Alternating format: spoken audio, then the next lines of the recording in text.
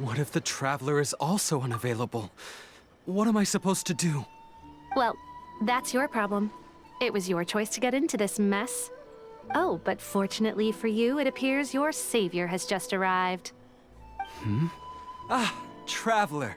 Great, you made it. Well, it's not like you were ever really busy to begin with. Sango? Compared to the Traveler, you're the one who has too much free time. No, I'm very busy. I'm busy standing here. I have to stand here all day. Even if it's a commission you're unwilling to take, your excuse is just pathetic. Yes, that's why I've asked you to come over. Allow me to explain. A key member of the Tenryou Commission has recently gone missing. No one has seen them, and their whereabouts are currently unknown. The Tenryou Commission has entrusted us to find this person discreetly because it would be a hassle for them to look for this person openly for a variety of reasons. Their name is... Kujosara. That's right. The General has gone missing. If the General was really missing, the Tenryou Commission would have flipped Inazuma on its head by now. And do you think they would only commission us for a case like that? Please ignore Sango's nonsense, Traveler. In fact, the missing person's name is Shikanoin Heizou. He works as a special detective at the police station. Although his rank is merely a doshin, he is quite competent and held in high regard by the police station. Do they think he's more competent than me? We get that you don't want to help Sango, but could you at least try not to make things more difficult here? Sorry, Traveler. Even though I accepted the commission, as you can see, Sango's less than thrilled to be involved in this case. Nope, not even close. If you really want to know why, it's because I absolutely refuse to deal with that brat's nonsense. The only news that could make me happier than Shikanoin has gone missing would be Shikanoin has been missing for 100 years. Needless to say, Sango and Heizou have a bit of a history. Well, it's a little more serious than that. According to Sango, Heizou was an obstacle in her path to the Temple of Truth. Like a yappy dog that was constantly in the way. Even though Heizou has a unique personality, he's actually a nice guy. Really, I've learned a lot from him. So I can't just ignore this case, even if Sango doesn't approve. At the very least, I could entrust the commission to someone capable and trustworthy, like you, Traveler. Huh? No, it's not like that. Listen, I'll pay the entire amount originally promised by the Tenryou Commission, and I'll even personally throw in some additional funds. I'm really hoping you can take this commission, Traveler. If Heizou truly is in danger, I know he'll be safer with you by his side. Actually, we get along great. But Sango has always asked me to keep my distance and not to act like I know him in public settings. So, when people ask, I usually just say I've met Shikanoin a few times. If it hadn't been for today's incident, well, let's not get into that. Anyway, could you please help look for him? Well, that's about all I have to tell you. Oh, please take this commission letter from the police station. If you find Heizou, return there and report back to them.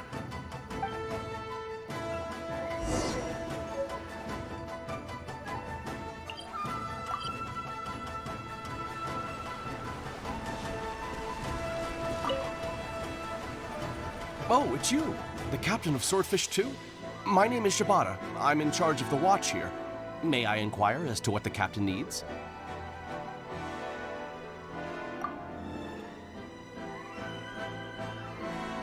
So his name is Shikanoin Heizou, huh? Yes, I'm familiar with the detective. He used to stroll around the area.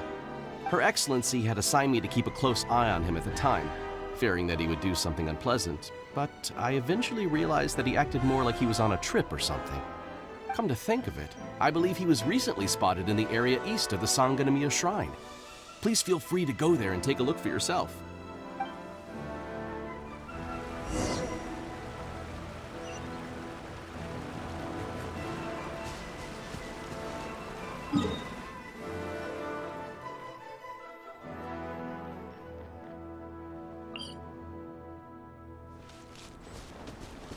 on, you guys. I'm nothing but a poor tourist with empty pockets. Please, you can just let me go. Just shut up and stay put. Well, well, look who it is. I was wondering who could be valiant enough to wipe the floor with these guys so easily. Turns out it was the distinguished traveler. Really, I can't thank you enough. Of course I was aware of you long before you arrived in Inazuma. Though the Sakoku decree managed to keep the country locked up, it wasn't able to stop the incredible stories about you. Every day, all of those little stories would come scurrying over to my desk, like files with little feet. I was actually thinking about going to meet you once I wrapped up the business at hand. Who would have guessed that you'd show up first? I got so excited I nearly forgot to introduce myself. Ahem. The name's Shikanoin Heizou, Special Detective of the Tenryou Commission. It's a pleasure to meet you, traveler. I wish you all the best on your journey through Tibet, by the way. Huh. I guess that means I've taken over as the main character in your story today. I've always heard that you take commissions from all kinds of people, helping everyone out with everything you can imagine. So now it's my turn to take your help, huh? Don't mind if I do. That was already obvious to me. It's no coincidence that you've arrived here. Because that would be the stuff of an epic novel. The two protagonists of the story both travel to Watatsumi Island by chance and cross paths as if by fate. The traveler from afar heroically rescues the weak and defenseless detective from the clutches of the ruthless Nobushi. Traveler, you are so dreamy. Unfortunately, though, I don't believe in coincidences. So, guessing you came to me on the police station's commission, didn't you? I'm a detective. Can you guess what gave it away?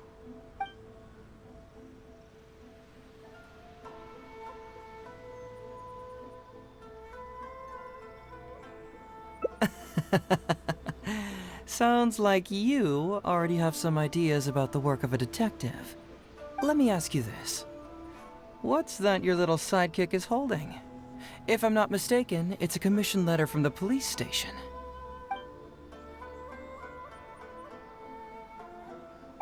What? Paimon's just here to take a look. And hey, who are you calling a little sidekick? Paimon was worried he might be in danger, so Paimon came to help.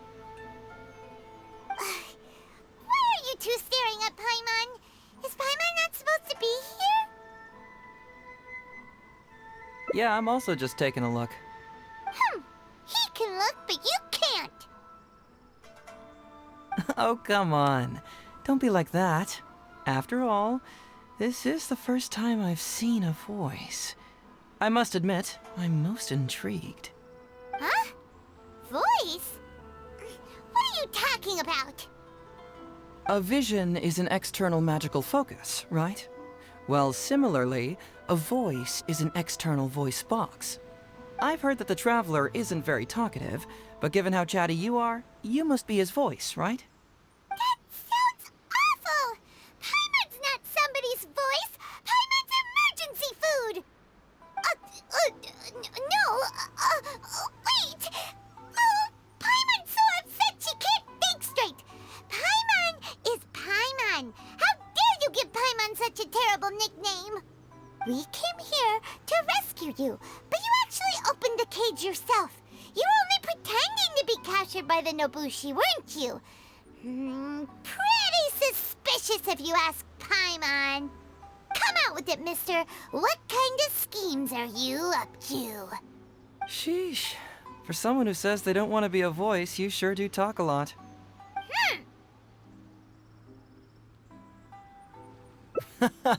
Well, let me think for a moment. Yes, all this started a long time ago, during the war. Kujo Takayuki, who was head of the Tenryou Commission at the time, had secretly asked me to investigate the military capabilities of Sango. But I had already grown tired of the guy for a while, so I simply treated the trip as a paid vacation. I had heard that Watatsumi Island is really beautiful.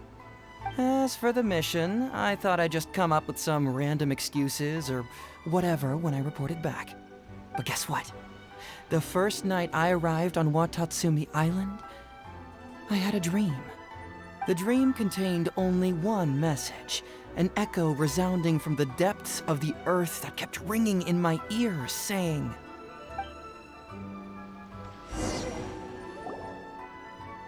"Something vital is missing on this island." Isn't that bizarre? Something vital has gone missing on this island. Has something evaporated into thin air? What could it be? Paimon bets it must be something delicious. You know, because the soil of Watatsumi Island can't grow crops. There's a shortage of food here. Oh. Food, huh? How about you, Traveler? What do you think is missing?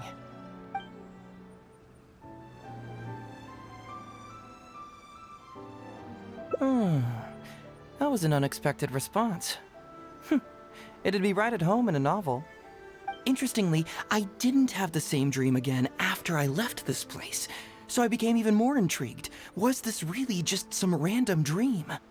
Some people believe that dreams represent the Divine's helping hand, which I suppose is understandable. However, if you ask me, dreams have nothing to do with the gods. Instead, they are flashes of intuition. It was my intuition telling me that there was something important about this island that, poof, suddenly vanished. So I decided to accept this little commission from my intuition and investigate to see if I could come up with any compelling findings. Unfortunately, the investigation has had little progress up to this point. Who knows? I felt there was something peculiar about them, so I pretended to get captured to see if there were any leads that would surface. And that's when you showed up. Nah, don't worry about it. These guys were just a bunch of small fries. Besides, your arrival is much more important to me. I have a feeling you can help me find the answer to my dream. So how would you like to partner up on this one? We can work together to solve the mystery. Yes, of course, I understand. But let me ask one more question. Did the police station say they are looking for me because of something important? Well, then it's probably nothing major. Most likely they're short on staff or something petty like that, and they happen to remember their model employee. So since we're already here, why don't we just solve this puzzle together? Once everything is settled, I'll gladly accompany you back to the police station, or anywhere else you'd like to go. What do you think?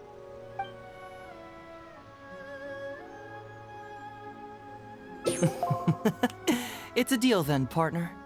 So, let's get started, shall we? First, we can search the camp for clues.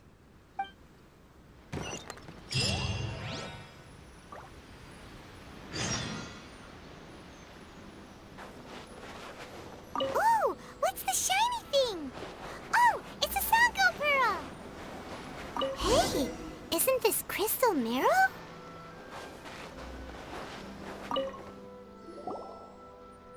So, have you found anything? Yes, I've found pretty much the same. And there really are a lot. Aren't these all super expensive? Oh, these must be the valuable things that went missing from the island. That's it! The Nobushi must have stolen them all. I don't know if I'd go that far. The Nobushi would be very hard-pressed to find many opportunities to get their hands on commodities like these. Huh? What do you mean? Did the Nobushi gather all this themselves? No, that's unlikely. Crystal marrow is a rare material for crafting weapons, and Sango pearls are an even more precious commodity. Here's what I think. Due to Watatsumi's poor soil, the island's economy is quite fragile and heavily reliant on the trade of these special resources. So, it's absolutely vital that they keep them under lock and key and well out of the Nobushi's reach. Which means they got lucky with a huge batch like this. My guess is they ambushed a caravan. If we go ask around the Sangonomiya Shrine, we can find out if there have been any recent instances of caravans being plundered. Perfect. I knew you'd be a huge help. Well, duh! The Traveler is Paimon's companion after all.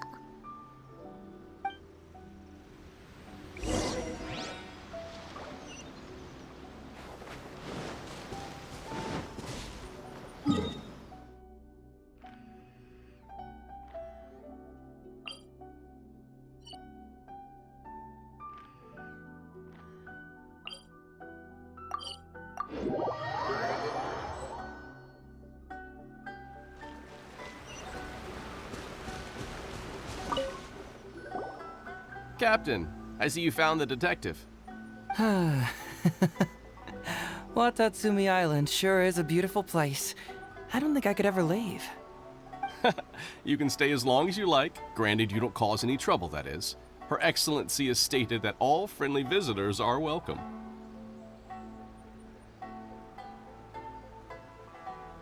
Incidents of stolen goods? Not that I'm aware of. Her Excellency has recently launched several measures to boost the economy, including the development of trade routes and establishing our own caravans. Troops have also been deployed to protect them, so it is only reasonable to assume that the current trade routes are already very safe. Any looting or theft would be practically unthinkable. That's strange. Then where did the Nobushi get those goods from? Huh? You mean you found goods of unknown origin? Yep, and it's all Sango pearls and crystal marrow, so we know it's local. Could there have really been a theft that hasn't been reported? That shouldn't be the case. Well, perhaps you could go ask Todoroki. He's responsible for the caravans and is usually in the village at night preparing the goods. If something has happened, he should know about it. Great. Thank you for all the info. Let's go. Hey, Traveler! It's been a while. I've missed you. Why didn't you inform me that you'd be coming over today? General Goro. You're dismissed, Shibata. You may go about your other duties while I catch up with the Traveler. Yes, General Goro. I overheard you discussing a case of stolen goods. Is that right? That's right! We found a lot of Watatsumi's valuable products in a Nobushi camp! I see. So you've come to ask if we know of any relevant cases. Well, I'm ashamed to say that, yes, the caravans have been plundered. And not just once, I'm afraid. We had already dispatched additional forces to protect the caravans, yet the crooks still managed to get away with the goods. And you're concerned that if this kind of news were to get out, it would undermine the confidence of other caravans. So you didn't make it public, and instead kept the news to only a select few. That's correct. I never expected you to be so concerned about Watatsumi's affairs, Detective Heizou. Just a force of habit, really. As a detective, I notice these kinds of things. Oh, so you two already know each other? Actually, I've only heard of Detective Heizou from the soldiers' reports. We've never met in person. Darn it. You're right. Now that you mention it, I've been on Watatsumi Island all this time and still haven't properly introduced myself. Man alive, please forgive me. It's a pleasure to meet you, General Goro. I'm Shikanoin Heizou of the Tenryou Commission. Yes, it's a pleasure to meet you too. I'd like to express my gratitude to you for stepping in and helping recover those goods. Don't mention it. You never know what you'll find when you're out for a stroll. But if the source of the problem is not addressed, I'm afraid this sort of situation will continue cropping up for you. Yes, of course. Not only have we reassured the affected caravans, but we also dispatched personnel to investigate the culprits. The reports indicated that the stolen goods were being delivered to a merchant of the International Trade Association named Godot. It all seems pretty unusual. We suspect that there are bigger players behind Godot, and that their target is none other than Watatsumi Island's valuable resources. But unfortunately, it would be difficult for us to investigate further, given that...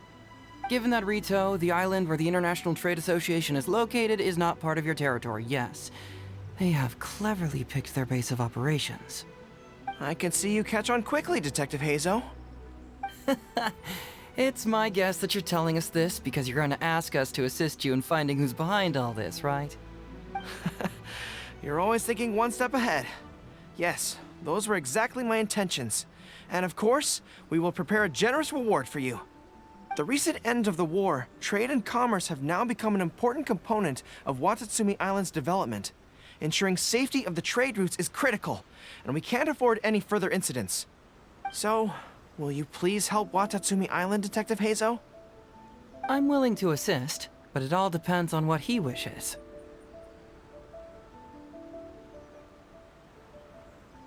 Great!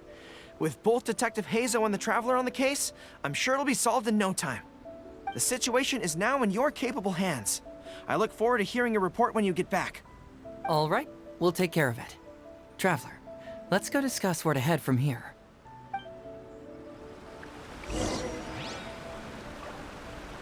Exercise caution when traveling to Rito. If you come across any unexpected dangers, retreat first. Your safety is the priority. You must approach this issue with a long-term strategy in mind.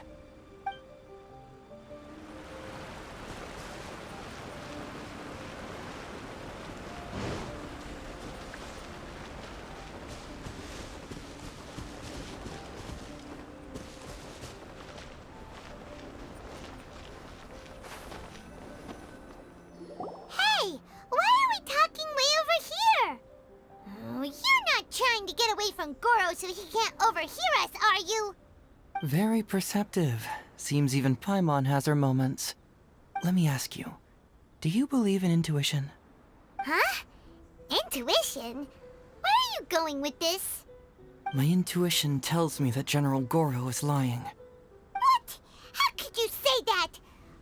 Although he did seem a little on the serious side today, but Goro's a good guy. Good people can be deceptive, too. After all, everyone has their secrets. Well, in my opinion, the timing of his appearance was a little too coincidental. Sangonomiya's soldiers have been keeping an eye on me for the entire time I've been on Watatsumi Island, yet I had never seen General Goro even once. But today he came out and met with us, and even commissioned us to investigate a case. Maybe that's because the Traveler is here today, and Goro thinks he's more capable. Really? Huh. Then that makes things even more peculiar. If there are powerful players behind this case, and he needs to draw upon external support, then he should have taken action sooner rather than wait until today. A more plausible explanation is that the items we discovered are linked with some unspeakable secret, and he had to intervene to prevent us from digging any deeper. Then he put up a smokescreen to mislead us. I surmise that investigating the merchant Godot on Rito will yield no results. Whoa, are you serious? But this is all just a hunch you have, right? Actually, there is another key factor behind my reasoning, though you may not believe me. I sense something special about Goro. Something special? Yes. Whatever is missing on this island, I sense it in him. Whoa! Hold it right there! Are you saying Goro's a thief? As in he took something valuable? It's not that simple. I can't fully explain it. It's just my intuition. Sure, I trust your judgment, but perhaps you're overlooking someone else, the true leader here.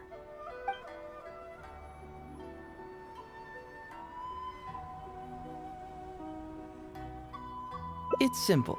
We should just investigate whatever it is they're trying to hide from us. And what were we planning to do just before Goro showed up? Oh, we were going to talk to the leader of the caravans. Yeah, someone named Todoroki. Bingo. There's no time to lose. Let's go talk to this Todoroki.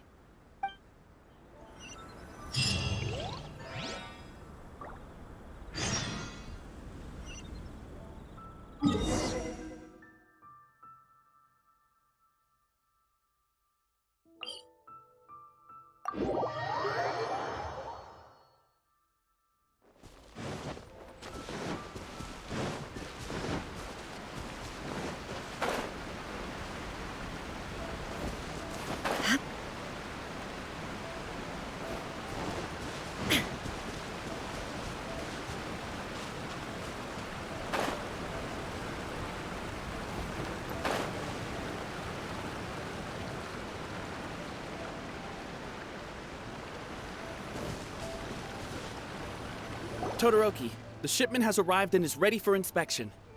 Good, let's go. Hey, it's Todoroki! Shh, keep quiet. Let's follow him and see where he leads us.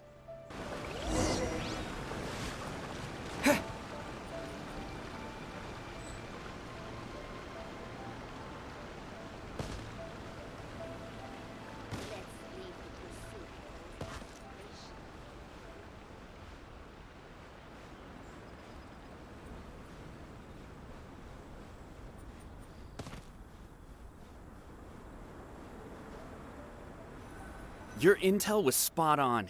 When we arrived, the Nobushi were all still asleep. We captured them all, and the goods were retrieved and brought back here.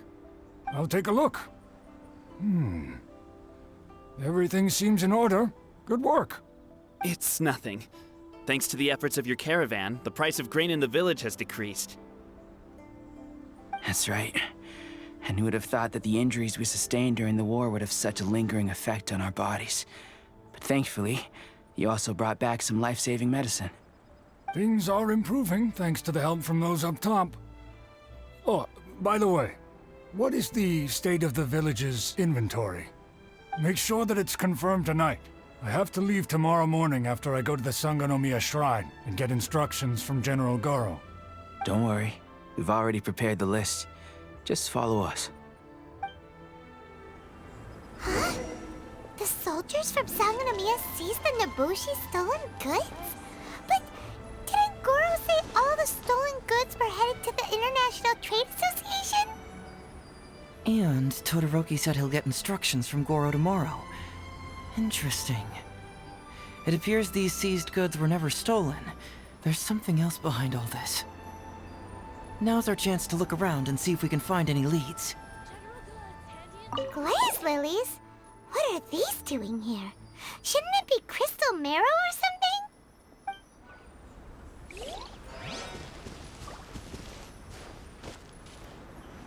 Whoa! Qingxian? Paimon was expecting to find Sango pearls.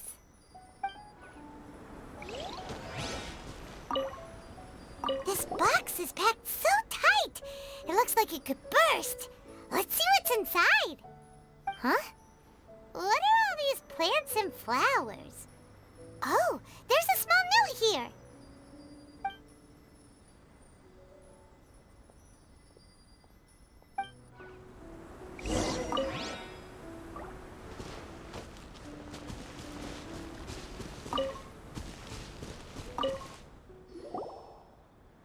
So, did you find anything?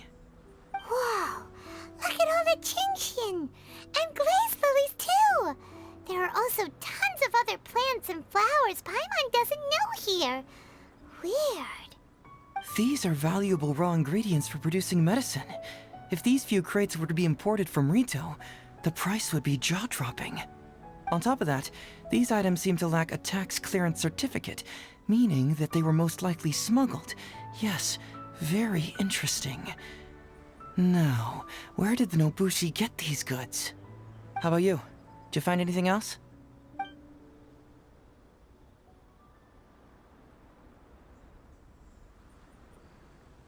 Foreign Trade Association? I've never heard of such an organization in Rito. And if it's regarding foreign trade, then smuggling is an even more likely possibility. All right. In which case, I have a rough hypothesis. First, we... Huh? Who goes there? Oh no, we've been spotted! Huh? Wait, Captain? Is that you? Oh, so it's you, Captain. You had me worried there. We almost mistook you for bandits. Captain, do you remember us? During the war, I was in the field hospital with Masashi. Teppei brought you to see us and helped find medicine for us. Hey, come on now. The captain wouldn't forget. I gotta tell you, Captain, we all miss you. We haven't seen you ever since the end of the war. When we heard that you were coming here, we just assumed you were only going to see General Goro and Her Excellency. The guys are all really hoping to see you. We're fine. You don't have to worry about us, Captain. No, you're not fine. Captain, you may not be aware, but Masashi previously fainted on the front lines. The doctor thought that it might be a neurological condition caused by overstimulated emotions. It's pretty serious. According to the doctor, if it hadn't been for the medication he's been taking, he would have developed dementia. And that was assuming the best case scenario. You're one to talk. Don't forget why I fainted in the first place. It's because I heard that you got yourself killed by an arrow. I couldn't handle all the emotion. Later, I found out that he'd been shot in the buttocks, and it was only a mild injury. I had an emotional breakdown for nothing. What do you mean for nothing? I got shot not by one, but 2 arrows in a row. The first arrow was to the left cheek, and the second arrow was also to the left. And because the arrows were poisonous, the wound still hasn't completely healed yet. I have to apply ointment every day, and I'm constantly worried it might reopen while I sleep. Look on the bright side. At least we're still alive. Yeah, I suppose you're right. But enough about us. What brings you here, Captain? These goods are all seized from the hands of Nobushi and treasure hoarders. Todoroki was the one who provided us with the intel. He mentioned there were bandits here and there, so we went and took care of them while also confiscating the goods. By the way, Captain, you still haven't met Todoroki, have you? He's the one we're working for now. Her Excellency recently announced plans to stimulate the economy and created the caravans, with Todoroki at the helm. Yeah, he's proven to be quite capable. Even though he was just a farmer before, he's now successfully running the caravans. And his 2 sons were also our brothers in arms. Both received a special medal of honor from General Goro, which is quite remarkable, don't you think? So, as injured veterans, we've been reassigned to Todoroki. He's the one who gives us orders and pays our salaries now. What do they call that again? It's called changing careers, dummy. Ah, right. Changing careers. Anyway, I think the whole caravan thing is wonderful. Our region wasn't very prosperous to begin with, and the land can't grow any crops. We have to pay a hefty price just to get basic food from outside. I can't even imagine trying to maintain and feed an army like we did during the war. I see. I think I understand the general situation now. May I ask where the apprehended criminals are? And you are? Ah, I see. The captain's friend. It should be okay to tell you then. We apprehended all the culprits and escorted them to a temporary location not far from here. Unfortunately, Masashi and I have other duties tonight and won't be able to take you there. Why don't you wait for a moment and I'll find someone else to show you the way. I'm pretty sure I've already got a grasp on what's going on. All I need now is to confirm it with the apprehended bandits. Let's go. Are you still a little confused? Let me help connect the dots. This whole thing was actually quite similar to a case I once worked on previously. It was a case involving the trade of prohibited items, and they employed an old trick to execute the deal. The culprit would first go strolling down the street until they knocked over a pedestrian on purpose, using the opportunity to slip the prohibited goods. Sir, please forgive us, sir. We are nothing more than petty thieves. Sir, what do I look like? A commissioner? Does my friend here look like a commissioner to you? Officer! First, I'm gonna need to ask you a few questions. Sure. Go ahead, ask anything. The soldiers discovered many valuable goods in your camp. The goods don't appear to be from around here, so the question is, where did they come from? Oh, the goods? Right, we picked them up at the beach. You picked them up? Well, no, we, actually stole them. Be honest now. Tell me the whole story. Yes, sir. I mean, officer. We took those goods from a small merchant ship just off the beach, but we didn't exactly steal them. You see, the ship's guards all took off running the moment they saw us. They abandoned the goods, and we simply came and picked them up. But Next thing we know, a group of soldiers arrives and we're all apprehended. Talk about bad luck. We didn't even have a chance to stash away the goods before we got caught. You say that the merchant ship's guards fled without putting up a fight. You expect me to believe that? We just assumed they were scared witless and didn't have the guts to fight. I'm not bragging or anything, but our boss is pretty intimidating. With his massive muscle and strength, he could scare anyone. You really expect us to believe all this? No, you gotta believe me. Just the other day, we scared off an entire squad of soldiers. When they noticed us, they went running and dropped their goods. I swear. I still remember seeing tons of Sango pearls and crystal marrow on that load. All nice and shiny, too. Whew, it was amazing. Unfortunately, a bunch of pirates came later and snatched those goods. It just happened that our boss had diarrhea that day and couldn't hold off the pirates. This luck of ours. Wait a tick. Pirates? Yep, no doubt about it.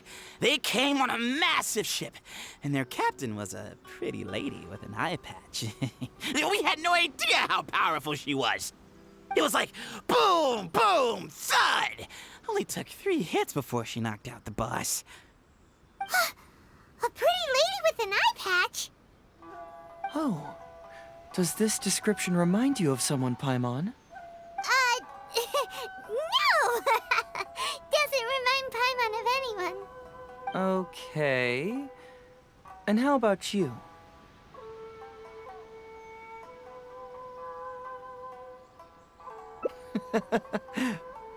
Really? Okay, I'll take that as a no, then. It appears that the situation is just as I suspected. Todoroki is striking a shady deal with a group of pirates, while General Goro appears to be assisting with the cover-up. What? How could that be? Todoroki said that he'd be going to Sangonomiya early tomorrow morning to get Goro's instructions before the caravan leaves. Now is the time to address any doubts you may have. Tomorrow morning will be our moment to confront them. Hopefully, my final question will be answered then as well. The question of what important thing this island is missing. I can feel some connection to the question in Goro, Todoroki, and even to Kuda and Masashi. Hopefully, we'll finally have an answer tomorrow. Let's get some rest. I'll see you at Sangonomiya tomorrow morning.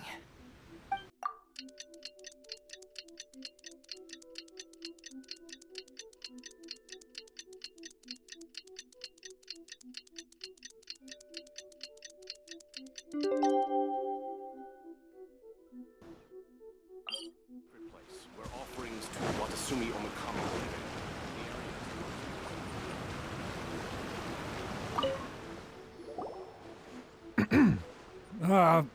Who are you?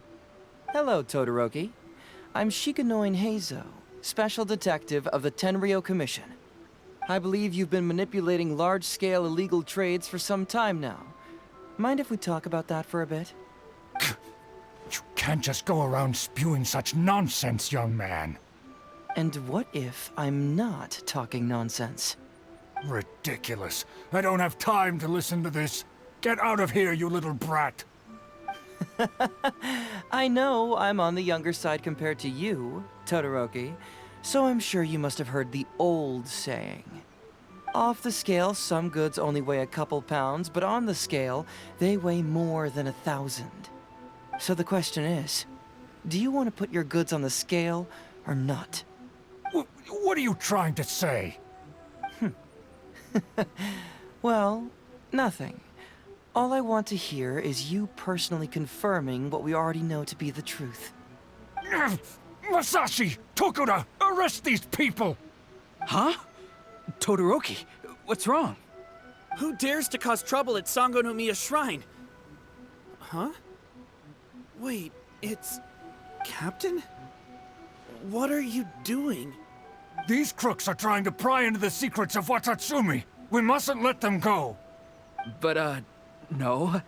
There must be some kind of misunderstanding. Todoroki, this is the captain of Swordfish 2, one of our own. It doesn't matter who they are. Remember what General Goro told you? A long-term goal of Watatsumi is to revive its trade and commerce. And since you have been assigned to work with me, it's my orders that count around here. I don't care if they were your captain. Would you dare disobey orders?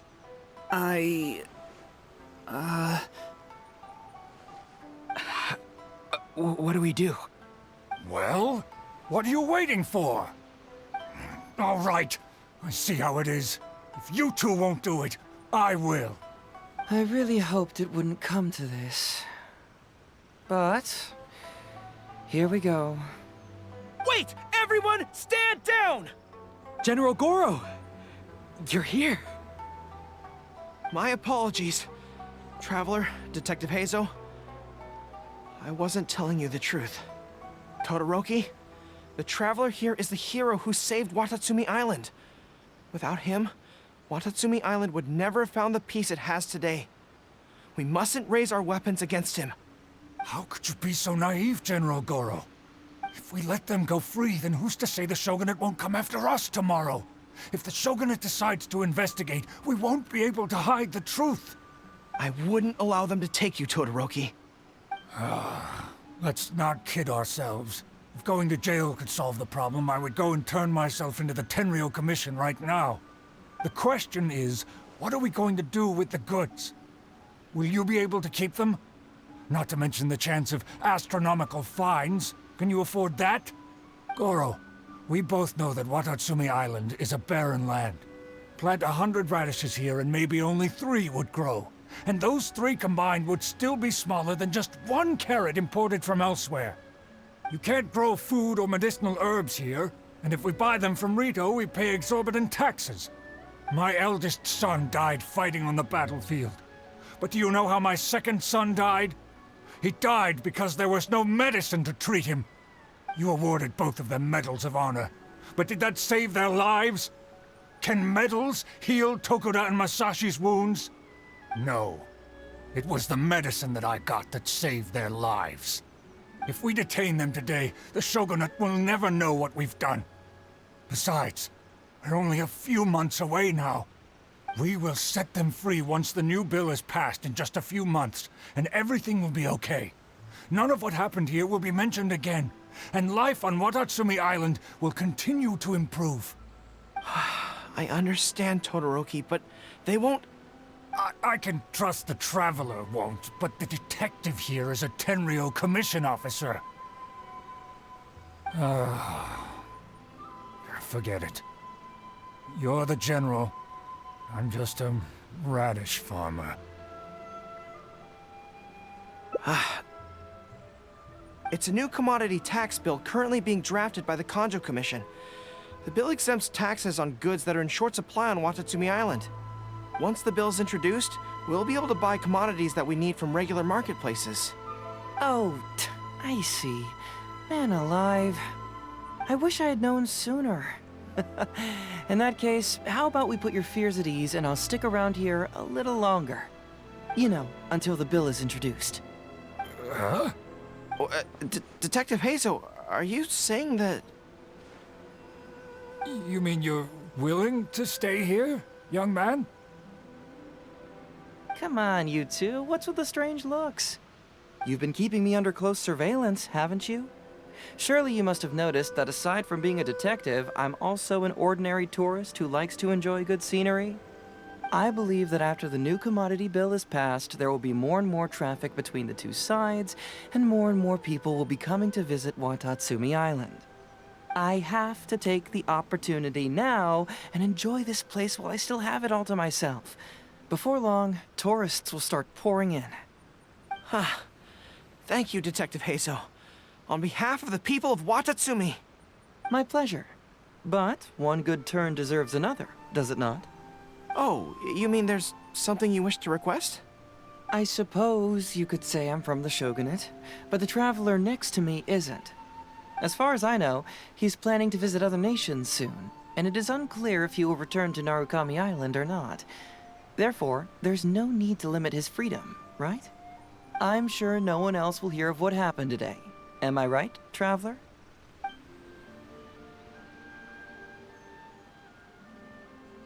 Well, it's settled then. He will always be an important partner to Watatsumi, and I would never dream of limiting his freedom. So please, don't worry, Detective Heizou. I'll hold you to that. But if I ever find out you've lied to me again, there's a chance I'll lose my cool. I'm sorry for not telling you the truth earlier. It's a serious matter, and I didn't want outside parties to become involved. But today, I realized my poor judgment. How could I possibly hide anything from Detective Heizou and the Traveler? I'm glad you understand now. But, in all honesty, I'm the one who should be thanking you. It's because of you that I was finally able to reach an answer. After all, nothing makes a detective happier than putting a case to rest. Ah, I understand now. You really are an interesting person, Detective Heizou. No, I'm afraid you don't quite get what I mean. I'm sorry?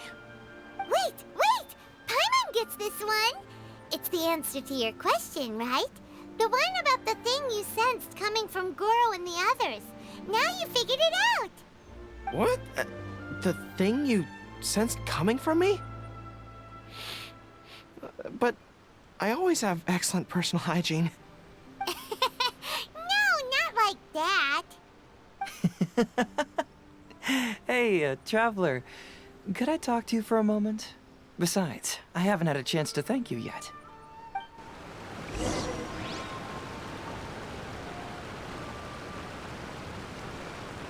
I apologize again for not being completely honest with you. I truly am sorry, but I had to do it.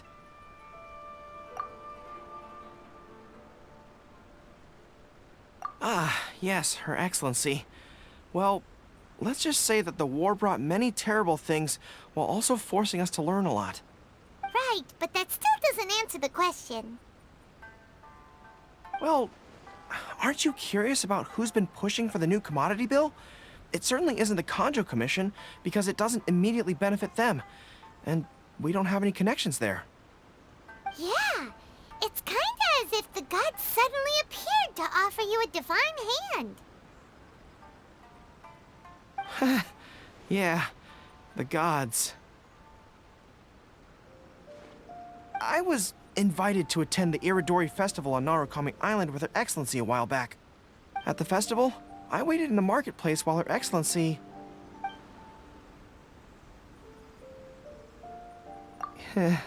Yeah. She went to the Sango Commission to see Lady Yae, purportedly for a book review, but there were other items on the agenda too. The meeting wasn't made public. Following her return, we began our attempts at boosting commercial activity, and it wasn't long before there was a push for a new commodity bill on Narukami Island. So, what do you make of it? Do you think Her Excellency knows about this?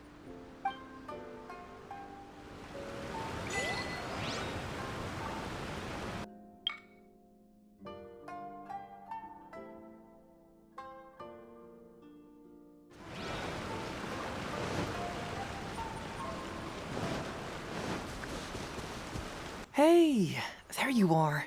Come here, look. It's beautiful, isn't it? Watatsumi Island. It's remarkable how such a barren land can give life to such wonderful and stunning scenery. To be honest, I am grateful to you for this trip. Before you arrived, I was running around like a headless chicken. Even if I happened to find out what was going on here, I wouldn't have been able to uncover any concrete information without you present. I'm just sorry that I promised I'd accompany you back. It appears that I won't be able to do so for the time being. So please, cover for me in the meantime, okay? It's all in the past now. Let's just chalk it up as an intriguing experience I had on my trip here. Besides, that's not what I wanted to investigate anyway. Yes. Everyone you led me to and everything they said brought me closer to the answer. And now I finally get it. Watatsumi Island is an ancient land where the soil is poor and many crops do not grow because it's lacking a certain thing. But what the inhabitants of this land do have is bravery. They were courageous enough to stand up and resist the gods and accomplish what they knew could not be done. This is yet another instance in which that certain thing shines. That missing element. That certain thing is what I sensed present in Goro, Todoroki, Tokuda, and Masashi, which is the true vitality of this land. I guess I was mistaken when I declared that something was missing. That something from this island had evaporated into thin air. Because even something that evaporates is not gone. It's still there, just in a different state of being. When water is heated by fire, it evaporates and eventually finds its place in the sky. Similarly, when the land was harmed, its vitality evaporated and eventually found its place among the inhabitants. This is the final answer I've been searching for. Anyway, thanks again. You know, even though we just met, I wish you could be my partner all the time. Call me Grady, I guess. But, of course, I know that's impossible. You have your own journey to complete. So I'll just keep doing what I can. Hopefully keeping my memories from evaporating safe and sound in my mind. That way, I'll always be able to remember these beautiful things. The beauty of Watatsumi Island, the people who are full of life and vitality. And you two, who are by my side.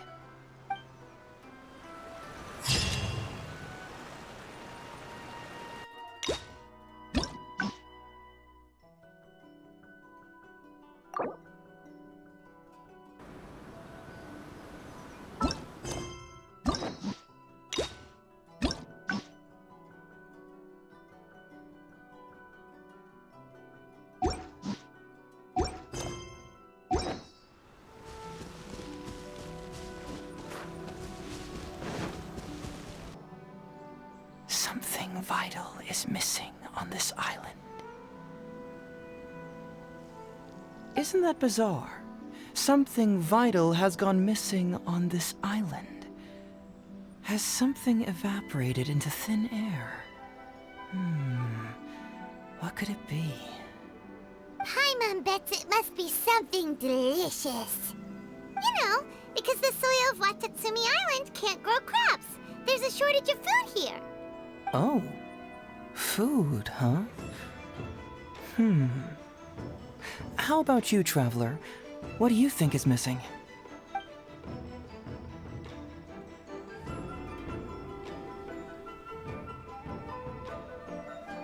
You mean the Great Serpent? Well, that's an interesting answer. But the Electro Archon hasn't abandoned this place. Interestingly, I didn't have the same dream again after I left this place. So I became even more intrigued. Was this really just some random dream? Some people believe that dreams represent the Divine's helping hand, which I suppose is understandable. However, if you ask me, dreams have nothing to do with the gods. Instead, they are flashes of intuition. It was my intuition telling me that there was something important about this island that, poof, suddenly vanished. So I decided to accept this little commission from my intuition and investigate to see if I could come up with any compelling findings. Unfortunately, the investigation has had little progress up to this point. Who knows? I felt there was something peculiar about them, so I pretended to get captured to see if there were any leads that would surface. And that's when you showed up. Nah, don't worry about it. These guys were just a bunch of small fries. Besides, your arrival is much more important to me. I have a feeling you can help me find the answer to my dream. So how would you like to partner up on this one? We can work together to solve the mystery. Yes, of course, I understand. But let me ask one more question. Did the police station say they are looking for me because of something important? Well, then it's probably nothing major. Most likely they're short on staff or something petty like that, and they happen to remember their model employee. So since we're already here, why don't we just solve this puzzle together? Once everything is settled, I'll gladly accompany you back to the police station, or anywhere else you'd like to go. What do you think?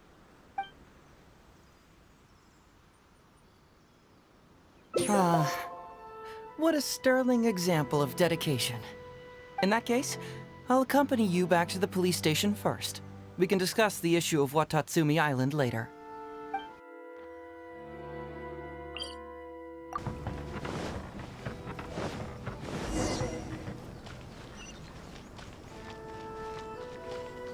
Oh, look who showed up. Heizou, you're finally back. Listen, if you took any longer to come back, everyone at the police station would be toast. You say that every time I come back, Uesugi. However, something does feel a little unusual about the police station this time. Come on, would I ever lie to you? Madame Kujo-Sara is here, and she's on the warpath, so be on the lookout. What's that lady doing here? Doshin Shikanoin, I see you finally returned. Please, enlighten us. What have you been doing recently? Okay. I was just out investigating a case. Don't give me that. I checked the records here. You didn't take any cases. Actually, it's a case of personal relevance to me. These two can attest to that. Traveler? Paimon, what are you two doing here? We're the ones who brought Heizou back. Brought him back? Can someone please explain? Well, Madame Kujo-Sara, because we couldn't locate Doshin Shikanoin, we commissioned Detective Ryuji from the detective agency. Shortly after, Ryuji returned to tell us, that he had given the commission to the Traveler, and then... It used to be that the Tenryou Commission assisted others with disappearances, but it seems these days others are now assisting us. You've done it this time, Shikanoin. I think I've really seen it all. I mean, is it really so unusual for officers and citizens to assist one another? Yeah, it was kind of weird, but it was definitely an investigation. He even pretended to be captured by Nobushi and treasure hoarders. Oh? Is that so? Well, since you were testifying for him, I suppose I won't ask any more questions. But since you're here, I have an extra favor to ask. I'd like you to be Shikanoin's temporary supervisor. It'll be your duty to ensure that he handles his case properly, and that he doesn't disappear and neglect his work again. I'll be sure that the police station prepares the appropriate compensation. Oh, yes, Traveler. I'm sure we'd all really appreciate it.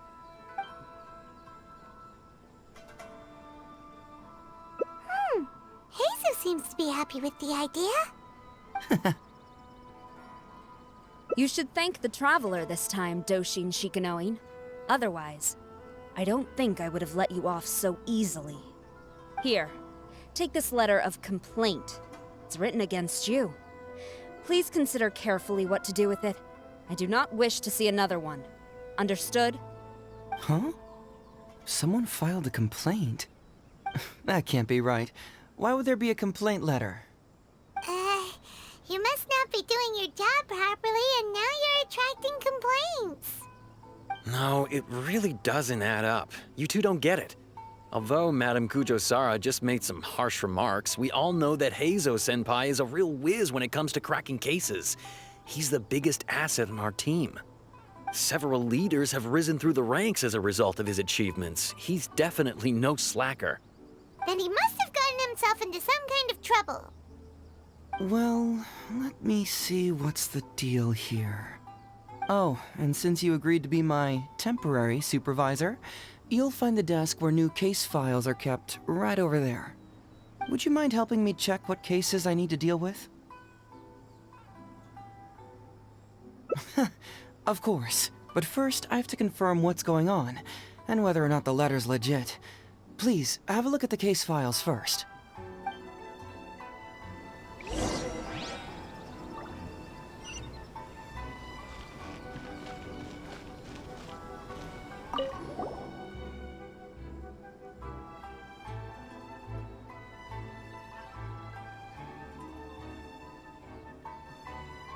Tax fraud?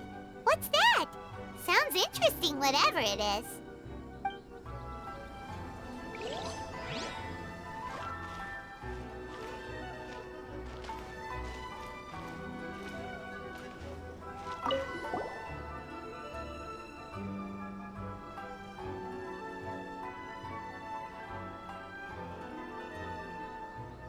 What? Not him again.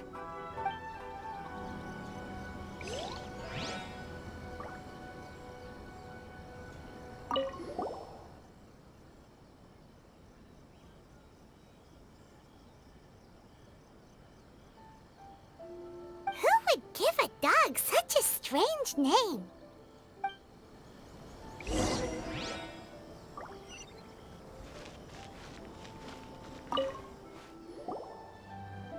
So, have you gone through the case files? Is there anything that caught your eye?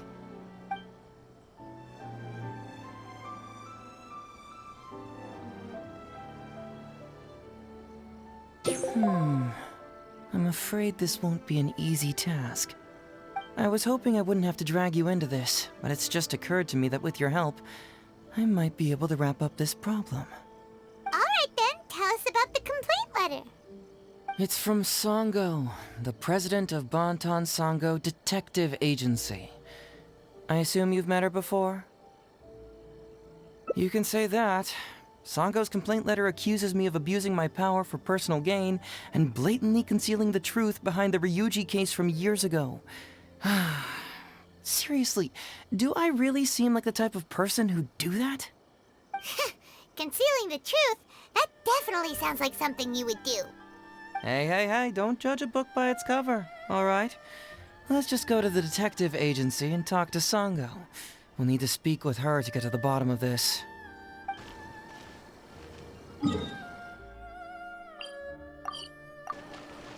Welcome back, Mr. Heizou. I'm glad you're all right. How about some tonkatsu? You must have missed the taste of home after so long. Maybe next time, Ryuji. Seems like somebody's been expecting me. And I'm afraid they're only gonna be disappointed once again. Well, look who it is. The great Detective Heizou. What nonsense were you talking about just now? I've been worried about you, you know. So much so that I took the trouble to write that heartfelt letter to the Tenryou Commission. Well, was it sufficiently flattering for you? Uh-oh, they're at it again. Let's not waste the traveler's time, Sango. Just tell me, what do you want? Fine by me. My request is simple. Disclose all the details of the Ryuji case. It's time you stop hiding the truth and let me investigate it thoroughly. First of all, that case has already been solved. Second, I've disclosed everything the police station has on the case. And third... Enough! You can only fool Ryuji with that. If you don't want to cooperate, I can assure you that I will write more letters to the headquarters of the Tenryou Commission. I will not give up on this case. Wait! Hold on! Can someone please explain what's going on here? Paimon doesn't have a clue what you two are talking about. All right, let me explain. Several years ago, a terrible murder took place in the police station. I was still working at the Tenryou Commission then, and the victim was actually my dear boss. Due to various factors, I was deemed to be the top suspect, which is why it's called the Ryuji case. Also, Heizou wasn't a part of the police station back then. He was a detective at the agency. Which at the time was called the Bantan Sango and Heizou Detective Agency. Huh? That's crazy! But, wait. Then why did Heizou leave? After the incident, I was quickly convicted and sent to prison. Fortunately, Sango then promptly proved my innocence and caught the real murderer. But that murderer was actually just a dummy to throw us off, am I right, Detective Shikanoin? Sango thought that everything went smoothly, so much so that she suspected the real murderer was someone else. Of course, Detective Heizou was also helping with the investigation, but after a long time, he still came up empty-handed. Later on, he decided to join the police station to continue his investigation on the inside, which is why he left the detective agency. Ha! That's what I thought too. I was foolish enough to believe that Detective Shikanoin and I shared a common goal. But I was wrong about him. He has no sense of loyalty at all. He just wanted to become an official as a means of gaining fame and fortune. Come on, stop exaggerating. Let me set the record straight here. First, I joined the police station long after that murder case happened, and it had nothing to do with any inside investigation. That's just somebody's wishful thinking. Second, purely out of curiosity, I did investigate the case later from within the police station. My conclusion was that the suspect Sango had caught was in fact the real murderer. And lastly, when Sango didn't buy my conclusion and asked me to disclose all related case files from the police station, I did exactly as she asked. I didn't hide anything. He's lying right through his teeth. That's it. I want this to end once and for all. Since the Traveler's my supervisor today, they have complete access to all the police station's files. If he's willing to help re-examine the case and arrives at the same conclusion that I did, then you won't have to doubt me anymore.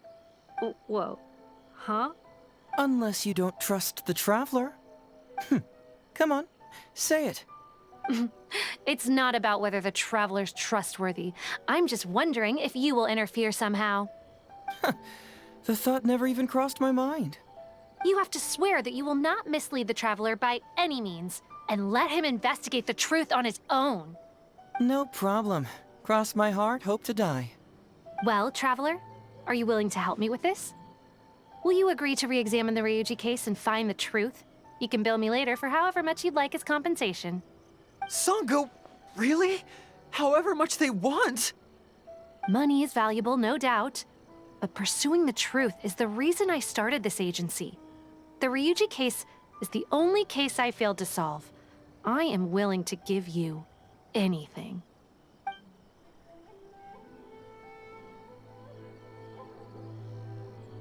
All right, I'm counting on you, Traveler. You hear that, Detective Shikanoin? Ha! Now we just need to wait and see. All right, I got it. No need to keep yammering like that. You'll scare the kids next door. Come on, let's go back to the police station.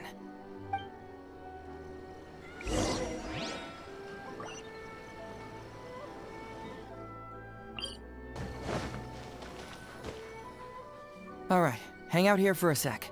I need to go to the archives to get the case files. For now, why don't you go and chat with Yuriki Owada over there? He worked on this case too back in the day. No, you misunderstand. It's not that I want you to look into this. It's just that you're the only one who can. You're the only one I can think of who Sango would ever believe. She trusts in both your qualities and abilities, so I hope your findings can finally convince her and put an end to this whole thing. Sure, she's just writing complaint letters for now, but who knows what she'll do in the future. All right, I'll go get those case files. You go ahead and talk to Yuriki Owada for a while. Oh, hello there. The Ryuji case. Oh, so you want to reinvestigate that one? That was several years ago now, but I still remember it clearly. It's pretty hard to forget something like that. Especially when the victim was the head of this police station. His name was Takatsukasa Isamu, the younger brother of Takatsukasa Susumu, head of the Takatsukasa clan. He was really one of a kind. Decisive, brave, and smart. He was much younger than me, and already had quite a reputation. I'm sure he would have gone far in the Tenryou Commission, if only he was still alive. What a shame. Who would have guessed someone was plotting against him? People will believe anything they hear. Everyone in the police station knew that Ryuji saw Takatsukasa Isamu like a father. Ryuji was an orphan, you know. Before he joined the station, he had been taking odd jobs here and there. It was Isamu who really took him under his wing. Ryuji was simple and not particularly bright, but he was very loyal to those who treated him well. He's also hardworking. Isamu must have seen these qualities in him and decided to keep Ryuji by his side. Ryuji worked with him for years after that, and was even promoted to be his personal assistant. Do you really think Ryuji would do anything to harm him? So, then why was Ryuji convicted? Even Paimon can tell that's a mistake. Well, here comes the interesting part of the case. Within a week, and before all the loose ends had even been tied up, Ryuji received his conviction. Moreover, it was signed by Madame Kujo Sara. What? Why would Sara do something like that? I'm getting older now, and my eyesight is poor. I can't see too clearly anymore. Hey, come on, Yoriki Owada, there's nothing to see. It's obvious that the Kujo clan did it. You can't just go around saying things like that, Wisuki. Those were just hearsay. There was no evidence. That's not true. Traveler, you may be unaware that the Takatsukasa clan has always been assisting the Kujo clan in the Tenryou Commission. But who doesn't want to be the boss, right? And Takatsukasa Isamu was the key figure for the Takatsukasa clan to bring down the Kujo clan. At that time, no one was held in higher regard than Isamu. So, naturally, the Kujo clan saw him as a potential threat. Kujo Takayuki must have been planning it all along, that rascal. Takayuki is able to control the Takatsukasa clan as long as he's in power. But by the time he retires, Isamu would have been at the apex of his political power, while Masahito and Kamaji of the Kujo clan would still have been too young. The two of them wouldn't stand a chance against Isamu. You think Kujo Takayuki would simply sit back while Isamu gained traction? So he decided to strike first. You youngsters and your conspiracy theories. No, it's true. It's the only way to explain it. Otherwise, why would an impartial person like Madame Kujo Sara sign Ryuji's conviction so quickly? They had to find a scapegoat to pacify the Takatsukasa clan, so Kujo Takayuki must have told her to sign it immediately. I'm not accusing Madame Kujo Sara of anything, mind you. I respect her very much. But maybe she had no other choice. What do you know? I'm sure Madame Kujo Sara must have had her own reasons. The guy was a forensic expert who worked in the station named Shiroyama. I have to admit, he wasn't easy to track down. That Sango really is something, though. She caught him without even breaking a sweat. It turned out that after poisoning Isamu, Shiroyama secretly took the poison to Ryuji's place in order to frame him. Later on, the poison was also found in the forensic office, but that was already after Shiroyama's death. He confessed everything in a testament. That's right. He hung himself in the forensic office not long after Sango was on his trail. Probably because he knew it was only a matter of time before he would be caught. Of course, he didn't admit whether he had been prompted by Kujo Takayuki. He took the responsibility alone. I bet Kujo Takayuki promised him a sizable compensation. After all, Shiroyama had a family to feed. There you go again, pulling conclusions out of thin air. There wasn't any evidence of that at all. Listen, I can almost guarantee that it was the Takatsukasa clan who invited Sango to investigate. We all knew that Ryuji was just a scapegoat. You think the Takatsukasa clan wouldn't figure that out? They're not stupid. So, they were suspicious of the Kujo clan and invited Sango to take the case. However, the Kujo clan were still a step ahead and were able to remove themselves from the situation before the whole thing blew up. They drove Shiroyama to take all the blame as well as his own life. A perfectly clean cut for the Kujo clan. With Shiroyama dead, there was no one left to testify. Even the Electro Archon herself wouldn't be able to do anything. You make up stuff faster than a politician. It's a wonder nobody's asked you to be an advisor yet. Hey, that's their loss. The whole thing is starting to sound complicated. Hey, I brought the files. I bet you got quite an earful just now, huh? But don't believe everything they say. After all, people can tell you anything, and it's hard to separate truth from rumors without facts. So what really matters is the case files. Everything laid out here is all that the police station has about the case. Please, take a look. Remember, you may find many clues during an investigation, but not all of them are useful. And in some cases, the clues you will find will not only be useless, but downright misleading. Also, if a clue cannot corroborate anything on its own, you can always compare it with other clues, and maybe then you'll find what you're looking for. Okay, that should just about do it. I'm looking forward to your results. Hold on. What actually counts as a result? Usually, you need to find two things from these clues: a proven motive and proven means. Once you can confirm these two things, the criminal can be proven guilty. All right, you can go ahead and get started now. I look forward to hearing your verdict.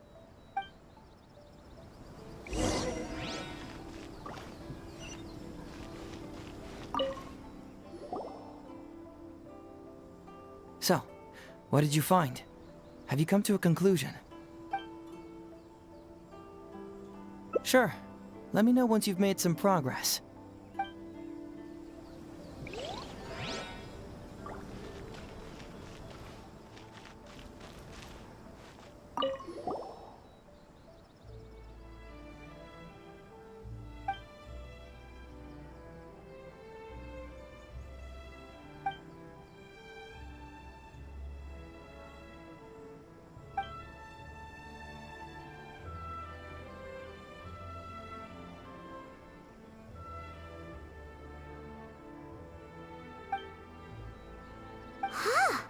So Shiroyama's conviction was also signed by Kujo-Sara, just like Ryuji's.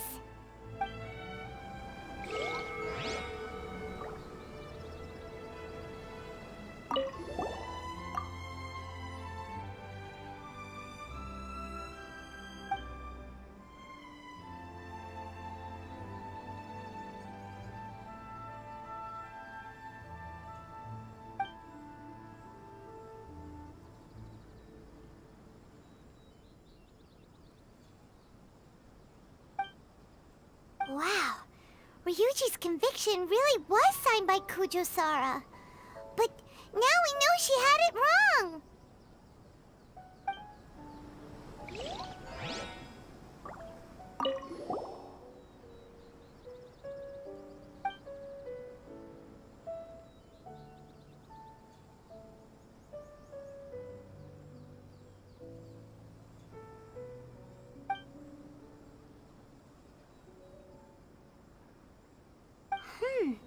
A synthetic toxin?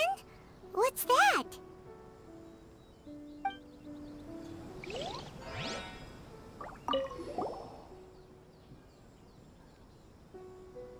Huh? That's weird. There's nothing here. This must be some of the false information that Heizou told us to look out for.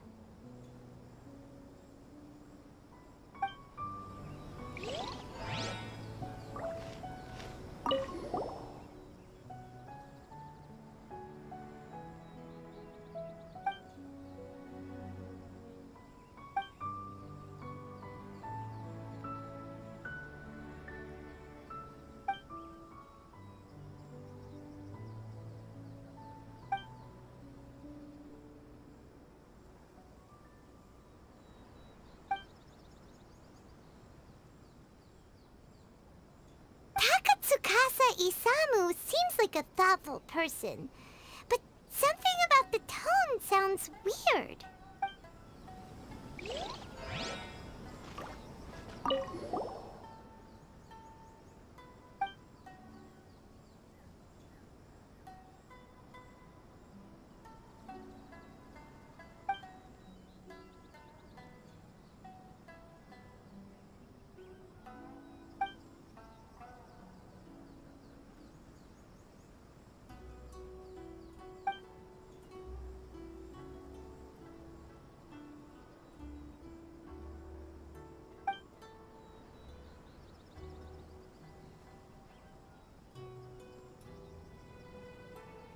Yikes! He ate all kinds of stuff.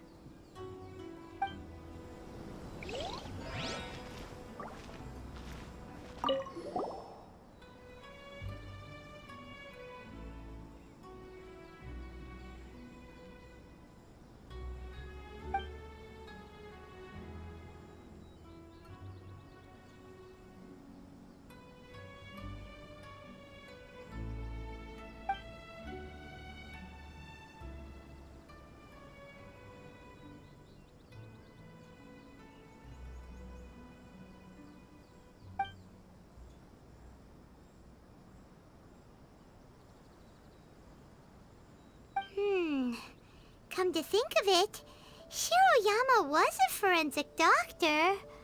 He could easily pull off something like this.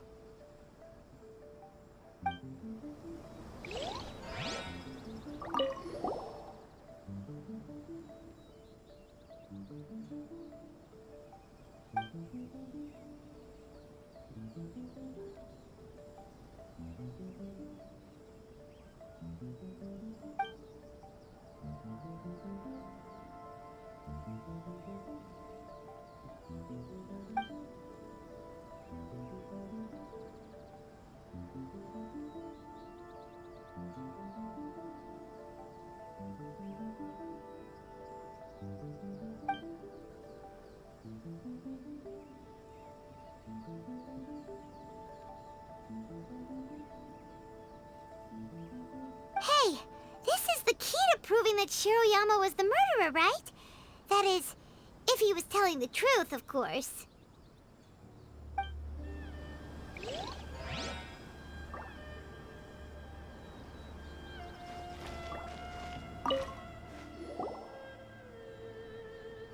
So, what did you find?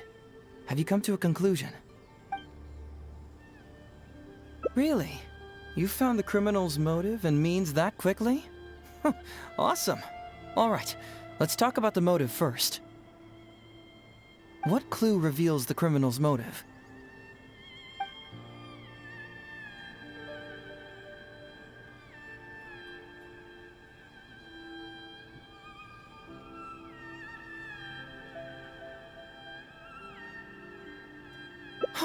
Excellent work. According to the victim's message, the two had deep conflicts. Although we cannot confirm whether the poison had been requested by the victim or not, it is true that Isamu used Shiroyama's family to blackmail him. Such circumstances could be enough motive for Shiroyama to commit the crime. But wasn't Takatsukasa Isamu good to Shiroyama? He even went to Shiroyama's house to bring health supplements. But maybe he didn't really bring health supplements. Maybe it was something bad. Is that what you think, Paimon? Well, we later found out that what Takatsukasa Isamu sent to Shiroyama's house was indeed health supplements. But if you consider the circumstances, what he sent wasn't important. What was important is that sending the supplements was actually a dangerous signal. Isamu was essentially implying, I can put anything in your wife's supplements at any time. If you really care about her safety, then get me what I want. So scary! Your assumption sounds like a real threat!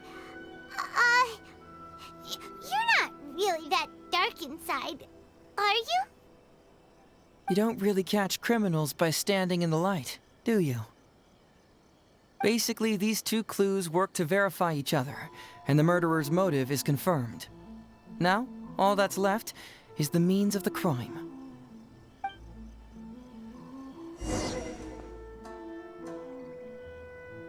Next, which clue confirms the criminal's means? So, what did you find? Have you come to a conclusion?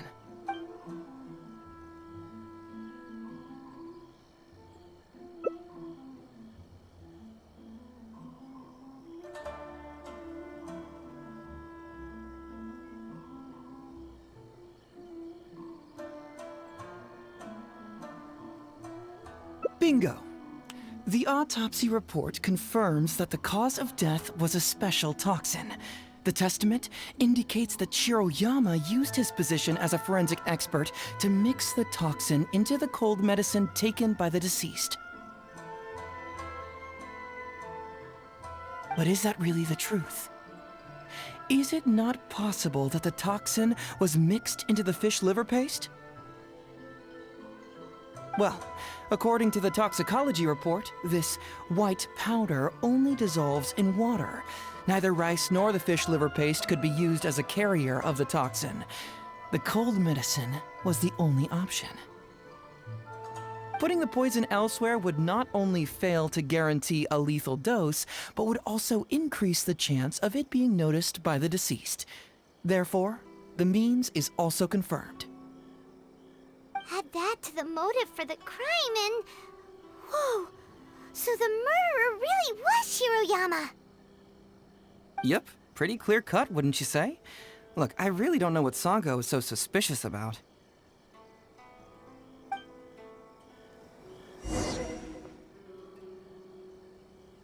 Yeah, it's pretty clear cut.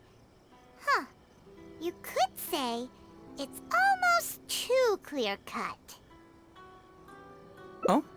Well, let's hear them. Maybe I have answers. What's bugging you?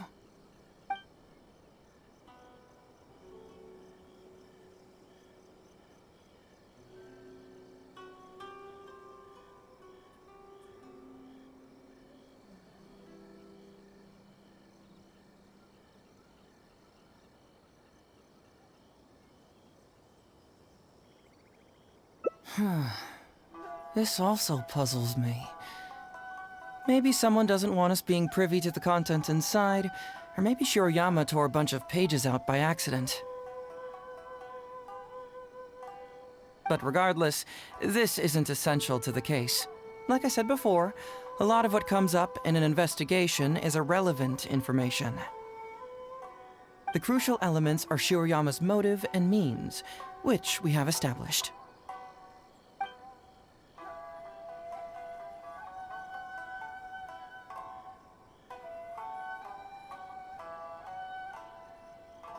Maybe the report was wrong. The International Trade Association is a gathering place for merchants from all over. Countless merchants pass through the port of Rito every day. It's natural for there to be a couple of missing records here or there.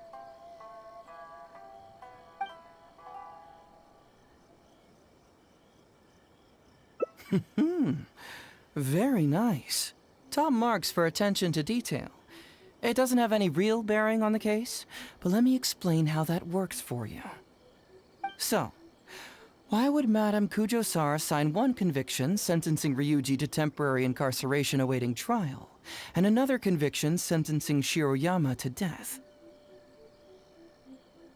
You may have heard some rumors back at the station that when this case first came up, the Kujo clan higher-ups were in dire need of a scapegoat to keep the Takatsukasa clan off their backs. And poor Ryuji became the successful candidate. In less than a week, the conviction was drafted, sent to Madame Kujo-Sara, and signed. Allegedly, she knew what it was about as soon as she saw it, and signed it with no questions asked. But anyone who buys this story clearly doesn't know that much about Madame Kujo-Sara. She's the most principled person in the entire Tenryou Commission, for goodness sake. So, how would she respond to a case filled with unanswered questions and no confession from the suspect? Oh, you mean... Exactly. Before she signed it, she changed Ryuji's conviction from the death sentence to temporary incarceration. Ryuji escaped a disastrous fate without ever realizing it. Had Madame Kujo-Sara not changed his sentence, Sango would have been seeking justice for a dead man. Why was Sara so lenient with Ryuji? That's the wrong question. This wasn't about Ryuji, but Madame Kujo-Sara's principles. The conviction could have been for a Ryuji, a Guji, heck, even a Tanuki, and she would have made the same decision. Given the enormous pressure she was under at the time, I'd say she did the most she could. Don't you think? Pressure? Really? Was someone higher up putting pressure on Sara? The pressure came from all sides. The deceased was the leader of the police station and the rising star of the Takatsukasa clan. All eyes were on this case. How this became reduced to the unimaginative rumor that Madame Kujo-Sara convicted Ryuji under pressure from her superiors, I have no idea. Ugh. Rumors here, conspiracy theories there. Ugh. Lies at every turn. Fortunately, Madame Kujo-Sara works in an open and transparent manner, and pays no heed to rumors like this. She just rolls her eyes and forgets all about them. Just because she has never publicly clarified the truth doesn't mean she was hiding anything. So when I asked her about it, saying it was relevant to a case I was working on, she just told me how it was. Believe me, in this case, more than any other, I have checked every last detail. Well, I've answered all your lingering questions, and you've checked all the material the police station has, so what do you think? Case closed? Paimon still feels like something doesn't add up. But then again, Heizou did give us all the files the police station had. Ugh, this is annoying. I don't follow. Enlighten me.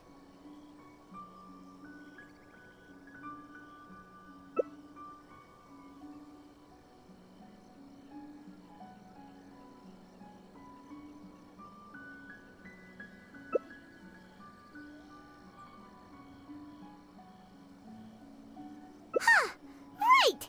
Why do you keep emphasizing police station every single time? You tell me. Why do I keep emphasizing police station every time?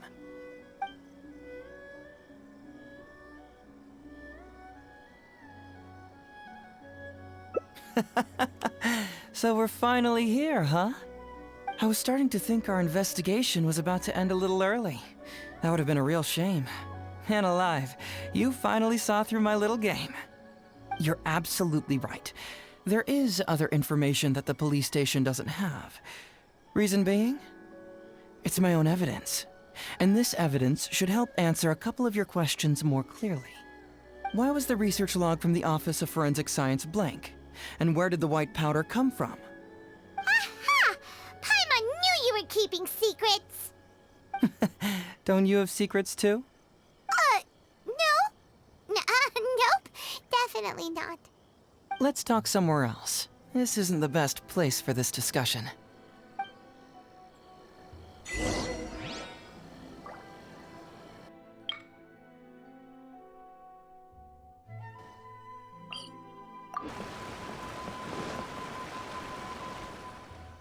This is a quiet spot. Let's talk here. All right. Here's the secret I've been keeping all along. The torn out pages from the research log of the Office of Forensic Science. Great! But Paimon can't believe you kept this a secret all this time! It's not like you think. I wasn't the one who tore out the pages. Look, just read it over first.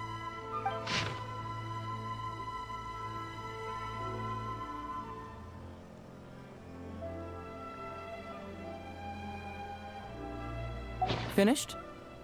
Do you see now?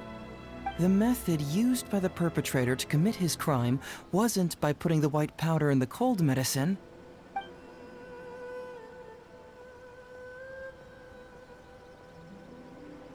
Oh, wait, what? Where'd you conjure that answer up from? Try again.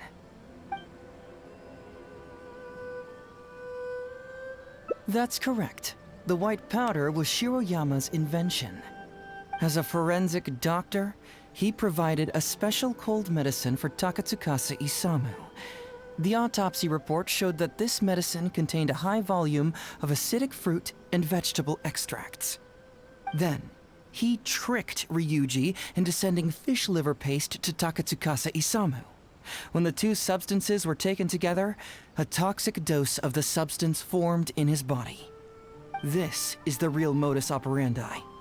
Oh, that's awful!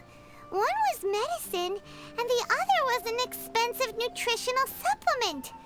Both completely harmless. True, both are harmless on their own, but when combined, poof, that's it. It was not him who wanted to hide it, but the person pulling the strings behind him. Huh. You mean there was someone else pulling the strings? Aren't you curious where I found these pages from the research log? It was in Kujo Takayuki's secret warehouse. After I found the missing pages, I did some digging around and found out that Shiroyama had worked for Kujo Takayuki before joining the police station. The Kujo clan secretly provided Shiroyama with funds to study forensic science. I guess you could say that Kujo Takayuki's investment paid dividends in this case. Of course, I had only learned all of this after the Vision Hunt decree came to an end. Kujo Takayuki had lost his grip on power, and the Tenryou Commission was undergoing a general reshuffle. To avoid coming under suspicion, Madame Kujo-Sara put me in charge of building a case against Kujo Takayuki. I found a huge stash of fish liver paste in his secret warehouse. Nothing hugely incriminating about that, of course, but I still took the trouble to open each and every package until finally, I had to concede that this really was just a huge stash of fish liver paste. But then, underneath the floor tiles, where the fish liver paste was stacked, I found a secret compartment with this torn-off research report lying inside. So it was him who wanted to frame Ryuji all along. What a nasty piece of work. Let's review the whole case from the top. First, Takatsukasa Isamu, for whatever reason, noticed Shiroyama's talent as a forensic doctor and asked him to develop a special poison on his behalf. But Shiroyama was already working for the Kujo clan, so he refused. Takatsukasa Isamu wasn't about to take no for an answer, and that's where things took a dark turn. He twisted Shiroyama's arm by making a veiled threat to harm his family. All Shiroyama could do was to secretly report everything to Kujo Takayuki. When Takayuki learned what was happening, he instructed Shiroyama to pretend to cooperate with Takatsukasa Isamu, then kill the latter with the white powder once it was fully developed.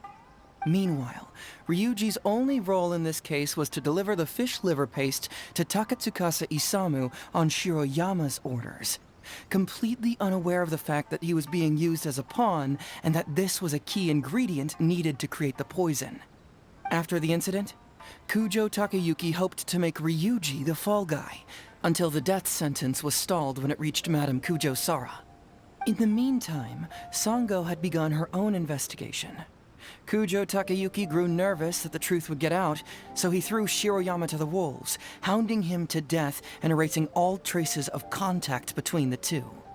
And yet, he wanted to keep this secret formula, so he hid it. Greedy guy, that Takayuki. He must have wanted to have it on hand just in case he needed to employ it again in the future and make someone else disappear. This Kujo Takayuki is an evil lunatic. We've got to report this to A. Whatever his current punishment is, it needs to be 10 times worse. That would be practically impossible. One research log found in his warehouse doesn't prove anything. Even I can think of 100 excuses. Besides, Ryuji directly contributed to Takatsukasa Isamu's death by delivering the fish liver paste to him. The fact that he was unaware of the true nature of the situation doesn't matter. But he's still innocent, right? Isn't it just a coincidence? Paimon really doesn't get how the law works. Legally speaking, the judge would most likely rule that it was accidental. But in practice, Ryuji may still have to end up shouldering some responsibility. So basically, you've been hiding the truth all this time to protect Ryuji. Mental trauma doesn't heal as easily as physical wounds. My biggest worry is that Ryuji would struggle to cope if he knew the truth. He's like an innocent child. He freely gives his trust and his love to everyone that treats him well.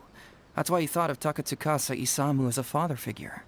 I'm pretty sure that to this day, he has never paused to wonder whether Takatsukasa Isamu was actually a good person, or if Sango just hired him as a gopher, or why I left the detective agency. If he found out the facts about Takatsukasa Isamu, I'm afraid it would crush him.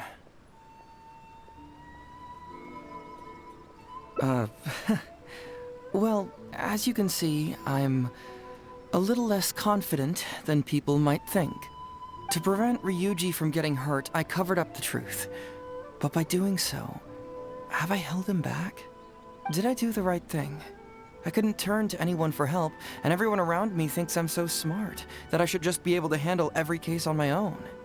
Even if I tried to discuss it with them, they'd just say, "Don't be ridiculous, Mr. Heizou, no problem's too difficult for you."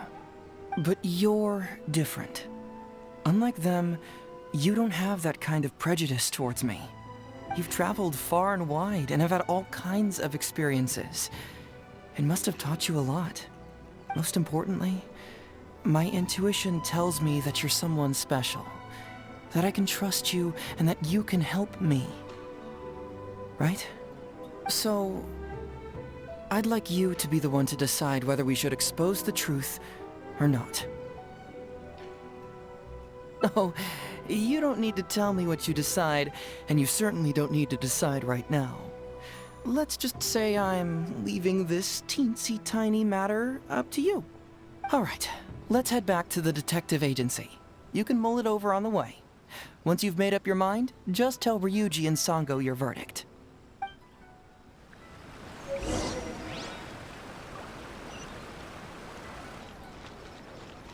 Hey, Traveler. Hey, Detective Heizou. You're back already, huh? I bet you're tired. Well, I just bought some tonkatsu. Care to join me? There's plenty for everyone. We'd love to. But wouldn't you like to hear the results of our investigation first? No matter what you were able to find, it's all in the past and won't ever change. So I think we'd better chow down first. Besides, if Sango's not happy with the results, we might not have anything to eat later. Come on, Ryuji, pipe down. Let's hear the Traveler's conclusion first. Okay then. Over to you, Heizou and Traveler. Don't worry, just tell us your findings. Everyone trusts you, as do I.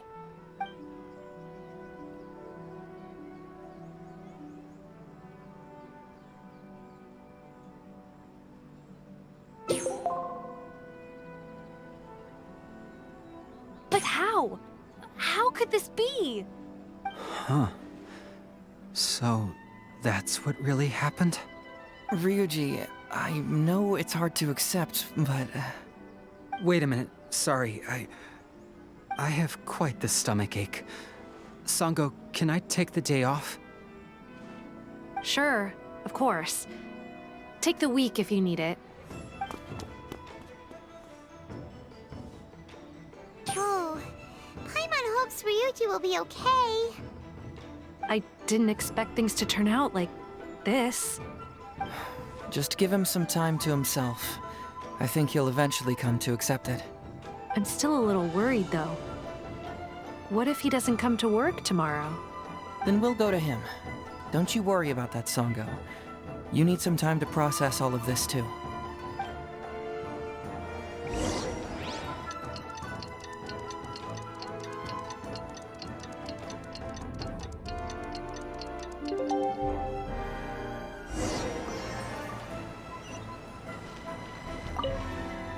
Ah, you're here.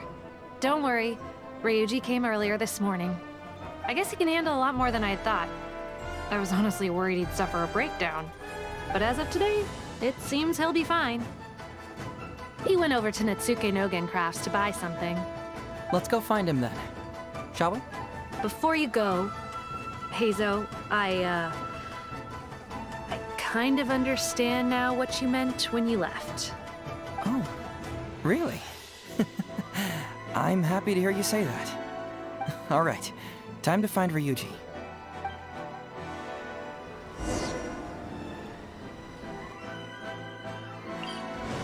Look! There's Ryuji! With a little kid, too! Uncle Ryuji, was my daddy handsome? I've never seen what he looked like. Of course. Takatsukasa Isumu was a very handsome man. Also, it's not uncle. Call me brother. But you look so old. Well, I'm still your brother. Huh? How come? Because he treated me like a son. Huh? Who are you guys? We're friends with your big brother Ryuji, and with your father, too. Oh, really? Yay! I've met loads of my daddy's friends today. Can you tell me some stories about him? I really want to hear them. Sure. Why, I know enough stories about your old man that if I started talking now, you'd be all grown up before I finished them. Wow, that's amazing. Well, I don't want to grow up too soon then. Maybe when I'm 100. No, 200 years old. No, 300 years old. Yep, I'm gonna wait until I'm 300 years old before I become a grown-up, so that I can make sure I finish all the stories first.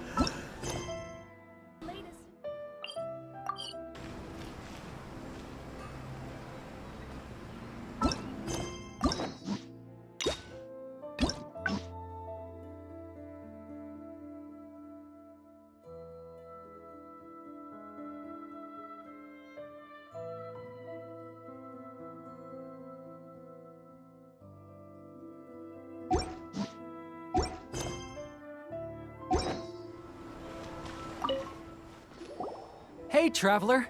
Hey, Detective Heizou. You're back already, huh? I bet you're tired. Well, I just bought some tonkatsu. Care to join me? There's plenty for everyone. We'd love to.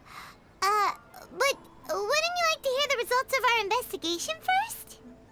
No matter what you were able to find, it's all in the past and won't ever change. So I think we'd better chow down first. Besides, if Sango's not happy with the results, we might not have anything to eat later.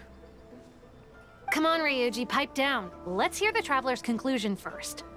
Okay then. Over to you, Heizou and Traveler. Don't worry, just tell us your findings. Everyone trusts you, as do I. Well, what do you know? I suspected that was the case. Please rest in peace, Master Takatsukasa. No, impossible! Traveler, are you sure you checked every last file, carefully? Ugh! No, you little... Shikanoin Heizou! You didn't pull any shenanigans on the Traveler, did you? Sango, no accusations without evidence, remember? The truth is out and the case is closed, Sango. Please don't send any more of your harassment letters to the Tenryou Commission. Well, I really owe it to you, Traveler. I'll be sure to properly thank you later. Until then, see ya. Hey! You're not going anywhere!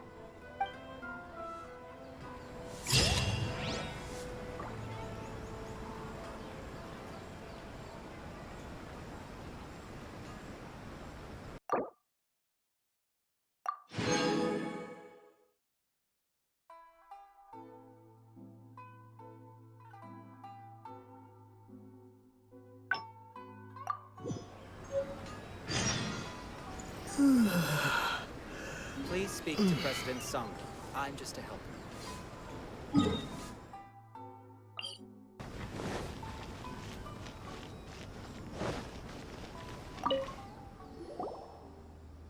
So, have you gone through the case files? Is there anything that caught your eye?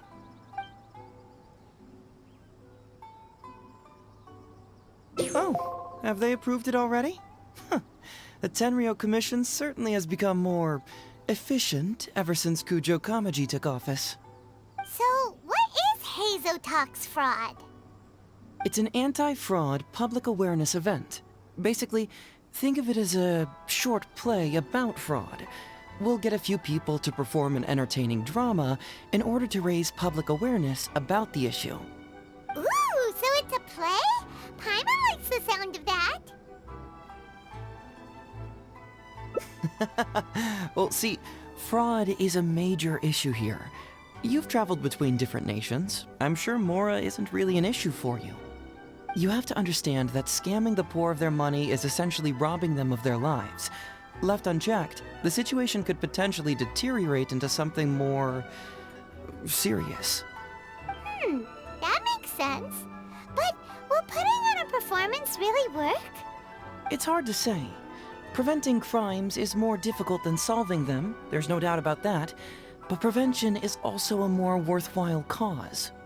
Maybe only a small number of people who attend the event will ever actually encounter a scam artist.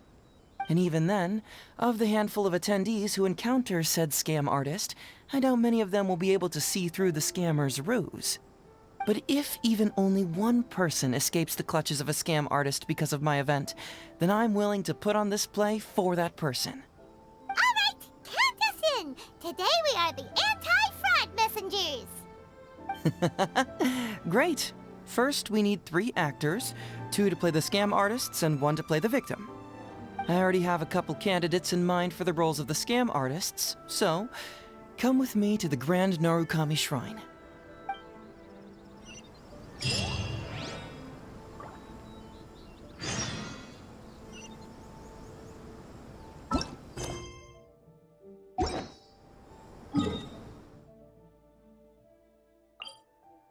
Ooh, if we're going to the Grand Narukami Shrine, are you planning to recruit Miko for your play? She'd be really good at acting. Well, I guess you'll have to wait and see.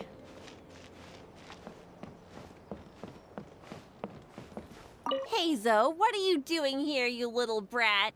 Oh, and the Traveler, too. So, I assume you're here to see Lady Yae? Hey, come on, cuz. Maybe I'm just here to see you. Don't play your little games with me. If the Traveler isn't looking for Lady Yae, then you must be here looking for Etsu, right? You still know me best, cuz. Please wait here. I'll go get her. Huh, so we're not here to see Miko? Bummer. I'm flattered, but even if I wanted to, do you really think I could convince Lady Yae to join a little event like mine? Get the Traveler to ask her next time. He can do it. Well, hello, Detective Heizou. It's been so long since you last came to see me. You know, it's cruel to keep a girl waiting. Hey, community service isn't all bad, is it? I'm sure it's better than prison, at least. That's right. I was careless and found myself caught up in a case of fraud. Detective Heizou arrested me, and I was sentenced to prison. For the record, I'm not the one who technically arrested you. Oh, come now, Detective Heizou. Don't pretend like you don't remember the part you played. You have a cold heart, Detective. Colder than an icicle in the middle of winter. How would those Doshin have nabbed me if you hadn't provided evidence of my involvement and whereabouts, They were so bland and functional. Not like you, Detective. When you took me down, you knew exactly what you were doing. So, how did you end up here at the shrine?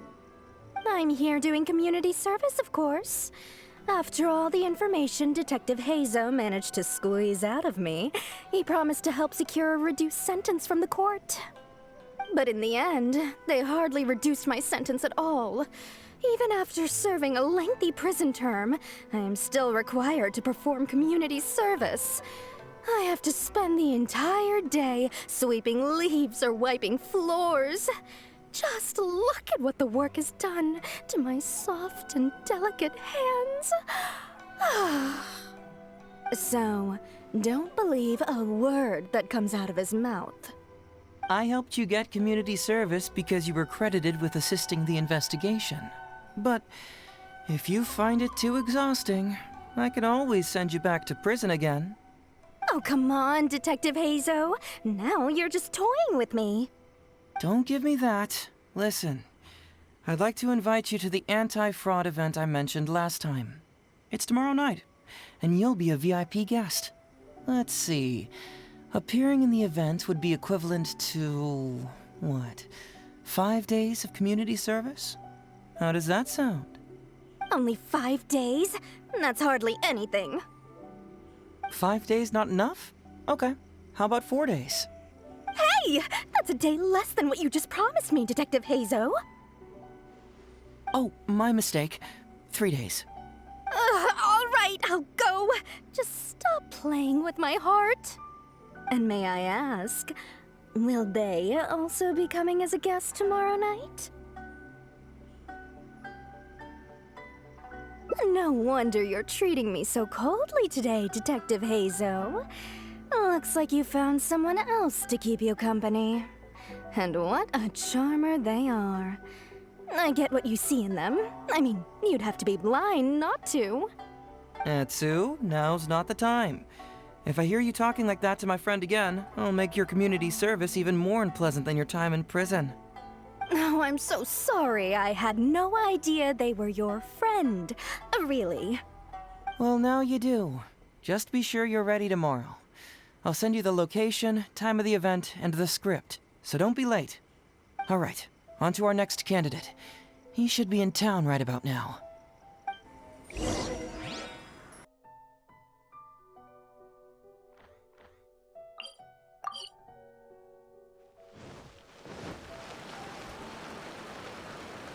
Mr. Iba, how are you doing?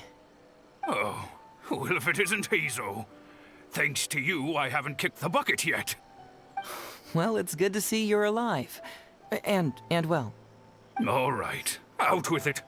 I know you wouldn't come see me for nothing. I see you're still sharp as ever, Mr. Iba.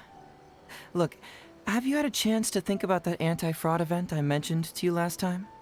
You can forget it. I'm pushing 71 this year. You think I want to make a fool of myself? Are you sure? You know, this event is very well funded. And now that the Sakoku decree has been repealed, I heard that your granddaughter Kazumi wants to take the chance to travel. If you participate, she can go without worrying about money at all. Huh? How did you know? Sure, I paid a hefty fine at the time, but I can still afford her travels. You're Heizou's colleague, aren't you? How haven't you heard about this? Well, it just so happens that Mr. Iba was a well-known figure in Inazuma back in the day. His Iba Trading Guild was even bigger than the current International Trade Association. Don't bring it up again. If I hadn't been misled by that foreign merchant, I never would have become a commercial scammer. Fortunately, young Heizou here has some respect for the elderly and applied for a probationary sentence. Otherwise, I don't think I would have ever seen the light of day again. Well, if Heizou was so good to you, then you should help him out too. He's not as innocent as he looks, you know. He just knows it's easier to get information when we're chatting outside. Ask him if you don't believe me. Those are some pretty harsh words, Mr. Iba. Anyway, I can't help you with that, event, or whatever you call it.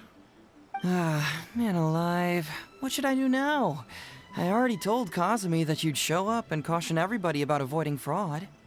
I'm sure it'd be beneficial for everyone, and Kazumi even agreed to come and listen. How can I explain to her that you were too worried about being embarrassed? Oh, she might even think that you feel no remorse at all. You imbecile!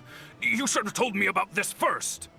Come on now. How could I have known that you'd refuse to participate? Why, you... You sure are a crafty one, just like your father. So you'll join us? What choice do I have? Using my granddaughter to force me into some event. People these days. The world needs you to step up. I will send the time and place of the event as well as the script, so don't forget to prepare. All right, very well. Well then. Now, we only need to find the last person to play the role of the fooled victim. We don't want someone too clever for this role. Otherwise, they'd see right through this ruse and the drama would come to a grinding halt. Not too clever. Oh! Paimon knows the perfect candidate. Oh yeah, I know that guy.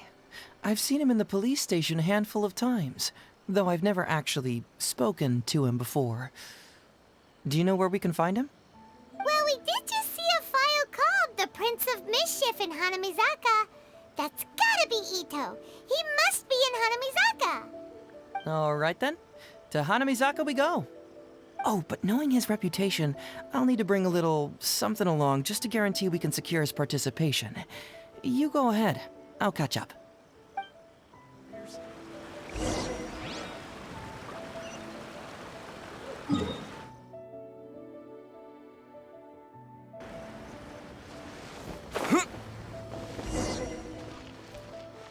How about that, kiddo? My little Prince of Mischief's got some moves, huh? Guess that means your Onikabuto is now my Onikabuto. Itto, what are you up to? Huh? Oh, Paimon, my compadre. This is a nice surprise. What brings you out this way? What? No, it's not. No, it's nothing like that.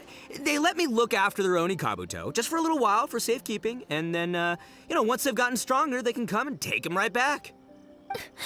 You win some, you lose some. That's right, my little guy. Good attitude. All right, see you around. Okay, yeah, bye. There's just no helping this guy. Oh, an anti-fraud event? I'll level with you, compadre. I have no idea what that is, but if you want me there, I can think of nowhere I'd rather be. Oh, except that there's this Onikabuto Battle Royale tomorrow night that I was planning on going to.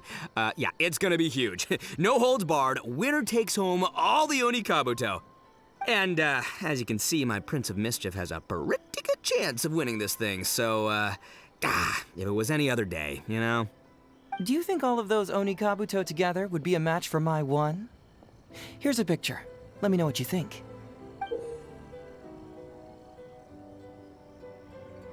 Huh? Whoa, what this? What is this? How'd it get so big? What are you feeding this thing? Look at those beautiful demon stripes, those razor-sharp horns. Is this the fabled Emperor Onikabuto? This is a small token we provide for VIPs. If you're willing to attend, then one of these will be yours at the end of the event. Whoa, okay, I'm there. Wait a sec, you look familiar. Who are you anyway? And furthermore, do Onikabuto really come in this size? You're not trying to con me, are you? Because the more I think about it, the more I'm inclined to think that you're a contestant in tomorrow night's Onikabuto Battle Royale! Yeah, you lost to me in a previous beetle battle, and now you're trying to get the reigning champ out of the way. Without Prince of Mischief to contend with, you'll be free to sweep in and take all the Onikabuto. Am I right or am I right? Nice try, you little punk. 10 out of 10 for the pitch, but you picked the wrong victim. Okay. Then again, consider this. If your Prince of Mischief isn't competing, what's the point of me taking part? After all I'd stand to win is a bunch of puny little larvae. No? Well, you've stumped me there. You are completely right. I can't believe I didn't think of that. Sorry, my bro, my main man, my buddy. I had you all wrong. So, you're sure this guy's our best choice? Yeah, see? He was already wondering if you were trying to con him. Then allow me to introduce myself. I'm Shikanoin Heizou. I've seen you around a few times before at the police station. Huh? Oh, yeah, I remember now. No wonder you looked so familiar. You were that guy who was in for stealing other people's Onikabuto, right?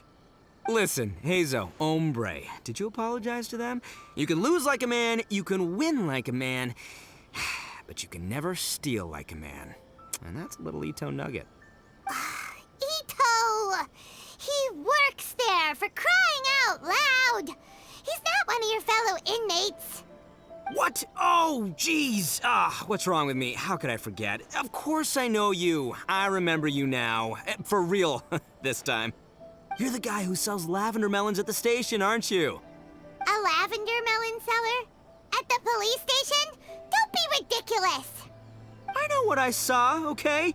Several times now I've been sitting there starving in jail when this guy comes and slips me a few lavender melons on the sly.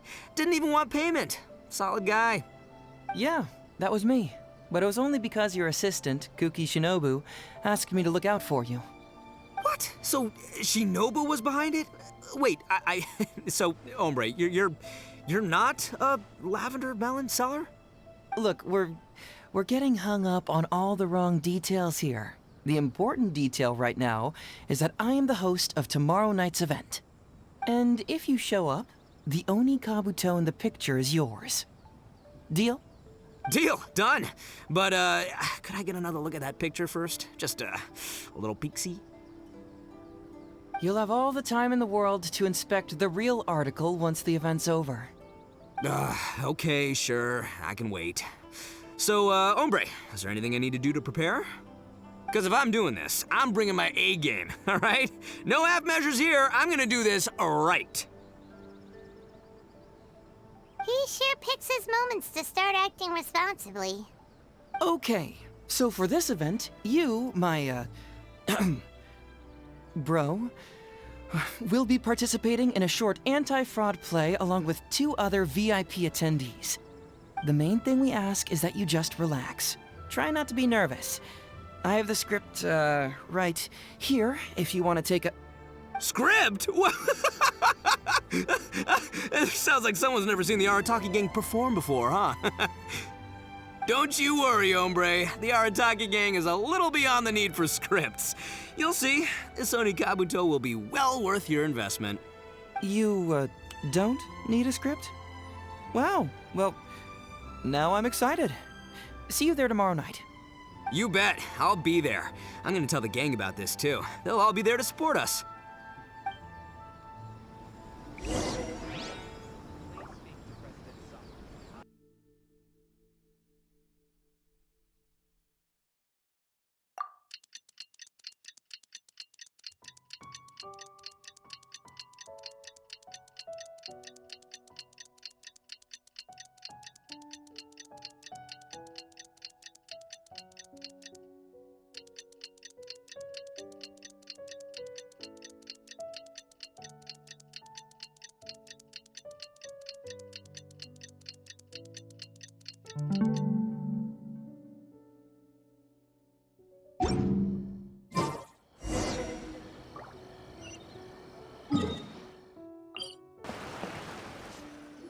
It's almost time. Everyone ready? All right, then let's get this show started. Oh, I can't wait, Mr. Heizou. Let's get going, Heizou. Emperor Oni Kabuto, hang in there, Your Highness. I'm coming for you. It takes years to make a fortune, but only a moment to lose it all to a scam artist.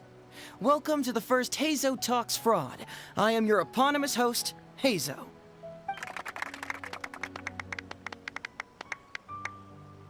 Okay, I'm delighted to have you all here today to explore the topic of fraud.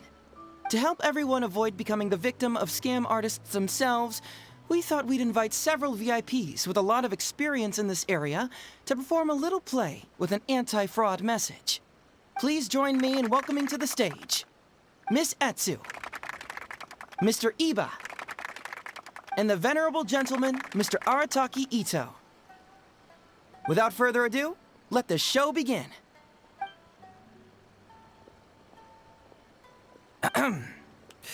It was just another bright sunny day when a distressed Miss Etsu brought her elderly grandpa, Iba, into the police station to report a crime. There, they were greeted by a kindly Doshin, surname Arataki. Doshin Arataki, please help us! My poor grandpa has been defrauded! Doshin Arataki? You talking to me?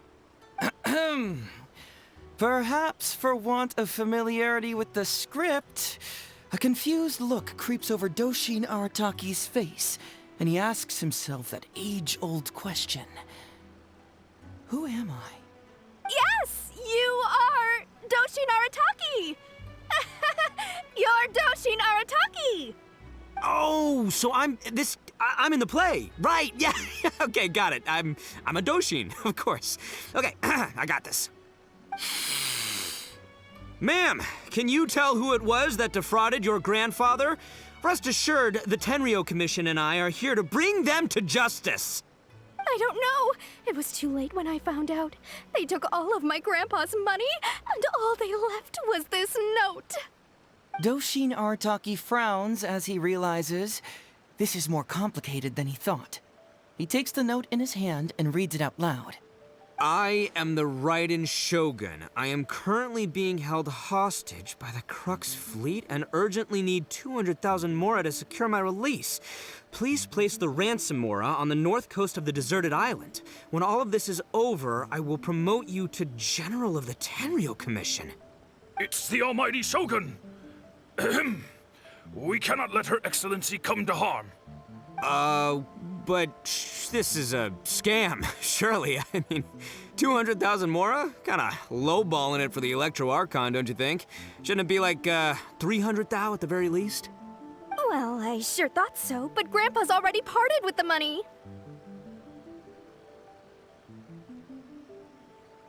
Well, then we gotta get it back. Is there still time?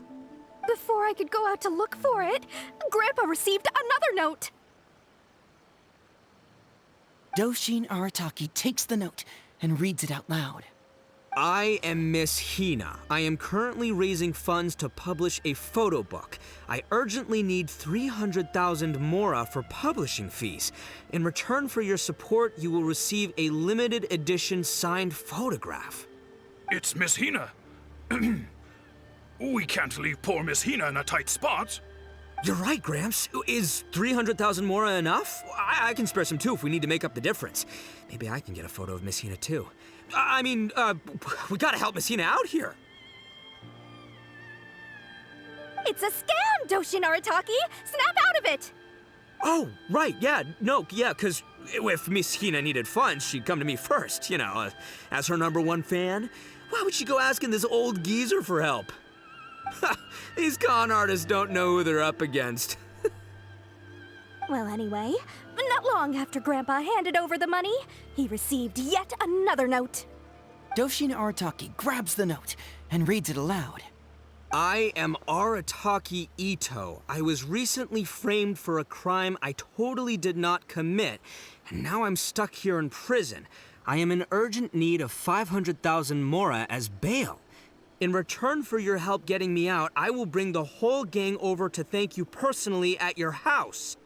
Must be a scammer, surely. I've never heard of this person, and they're asking me for 500,000 mora. Wait a minute. This is a scam. I'm Arataki Itto. You are? But your name tag says... Doshin Arataki follows Miss Etsu's gaze to the name tag emblazoned on his chest, which reads, Arataki Shmito. What kind of whack job script is this? Am I me or ain't I? So, the bail money? Nope, no way, not a chance. Arataki Itto would never ask innocent people for mora in order to post bail. Whoever wrote this is a liar and a cheat, and we gotta get out there and get this guy off our streets. But just as Doshin Arataki is being overcome with righteous indignation, the sound of Miss Etsu's weeping brings his attention back to her.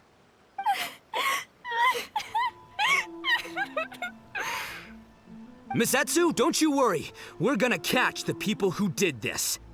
Even if you do catch them, how are we ever going to get Grandpa's money back? Oh, whatever are we going to do about all those Onikabuto? Onikabuto? Wait, what was that about the, Onikabuto? Oh, well, Grandpa is a major Onikabuto breeder in our village. His are the biggest and strongest Onikabuto around. People come from far and wide to buy from him. We recently received an order that was too big for our current capacity. We were planning to expand Grandpa's facilities, but then we were swindled out of all of our money. Right after we'd signed the contract, too. If we don't deliver these Onikabuto on time, Grandpa will have to pay huge damages. Oh, what are we going to do? Man, what's that saying? It's like, it never rains, but it snowballs. Exactly what we're dealing with. Etsu, my dear, don't worry. I'll sell the house if I have to. We'll find a way through. But then where will we stay? Please help us, Doshin Arataki. All we need is the 500,000 mora that was taken from us. Can you help us raise it? Or maybe you could lend it to us? Grandpa's business is going very well. We just need help getting over this hurdle. Doshin Arataki, please. If you lend us the money, I'm sure I can make it up to you by... I won't hear of it. As a public servant, I would never dream of taking advantage of a person in need. I was going to say, by giving you part ownership of the Onikabuto farm. Oh, so that's what you were, yeah. It's not as enticing an offer as I was... wait, an Onikabuto farm, how many Onikabuto did you say you have? Because if it's more than, say, 10... 10,000. What? 10,000? Well, that's more Onikabuto than I've seen in my whole life. Please help us. As long as we get through this, those 10,000 Onikabuto are yours to keep. 10,000 Onikabuto? Hey, if I looked after them, they'd have little baby Onikabuto. And then the little baby Onikabuto would grow up and have little baby Onikabuto of their own. Doshin Arataki is struck by a sudden wave of pure elation. His face breaks into a big, beaming smile. But what does he do next? Miss Etsu, don't you worry. I'm gonna help you out. But 10,000 is too many. I can only accept 1,000. Wait, no, what am I saying? 500 Onikabuto. As a Doshin of the Tenryou Commission, it is my duty to serve. How could I abuse my position to take advantage of you? That's great news, Master Arataki. What a wonderful person you are. So strong and handsome and committed to doing the right thing. It's rare to find these days. Yep, that's me. All right, there's just one final question that needs answering. What question is that? The question is... Where's my Mora? Huh. Yo, Heizo, my hombre, question for you.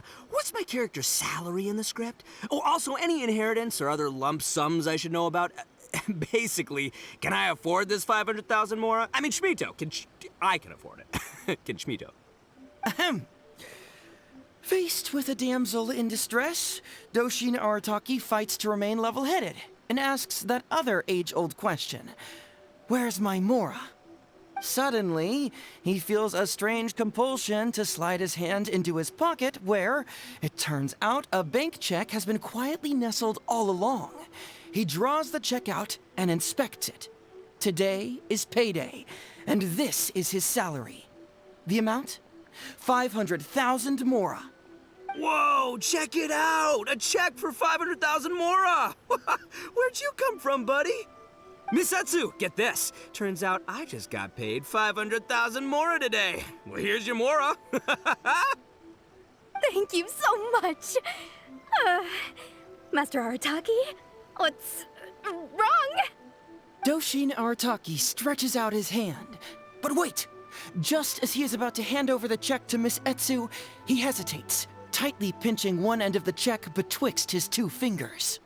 All he needs to do now is release the check, and it will fall into Miss Etsu's eager hands. But let go of the check he does not. Master Arataki, let go! Wait. Something's not right. Doshin Arataki is having second thoughts. Has something caught his attention? Has it aroused his suspicion? Has he finally realized the truth? So, this is an anti-fraud show, right? Huh? A spark of intuition bursts to life in Doshin Arataki's mind. Since this is an anti-fraud event, I have a question. Is he about to ask the most critical question of all? I gotta ask. This is it. Here it comes. Does a Doshin really get paid this much? 500,000 mora. Enough to get an Electro Archon out from a hostage situation, then go pay for Miss Hina's publishing costs. You telling me the average Doshin can do all that on one pay packet? I don't know, seems pretty fishy to me. Hey, compadre, what do you think? Am I being scammed here? Heizou! Itto's cheating! He asked for help! As the spark of intuition flickers and threatens to fade, Doshin Arataki clutches around in desperation, hoping to find a source of fuel to feed the flames of enlightenment. Traveler, are you going to help this poor man out of his predicament?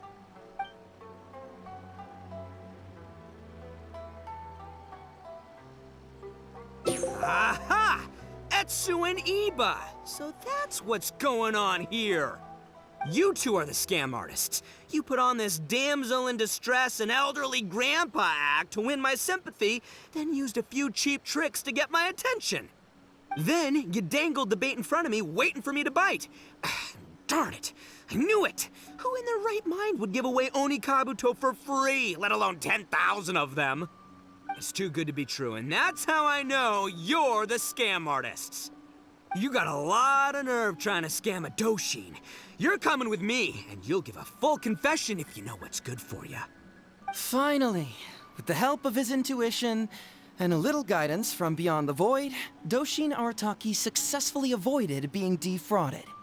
Not only that, but he asked a critical question.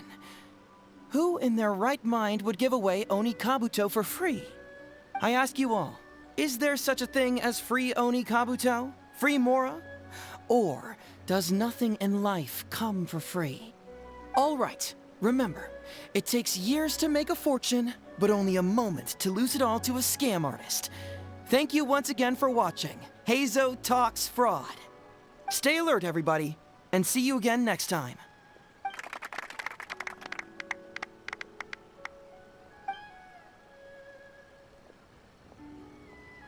So, how's my acting?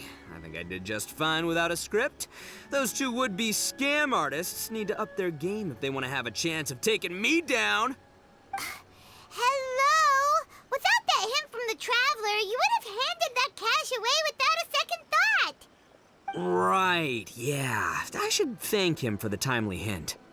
But I pretty much knew off the bat that something fishy was about to go down, so, it was just a matter of time before I saw right through their scam.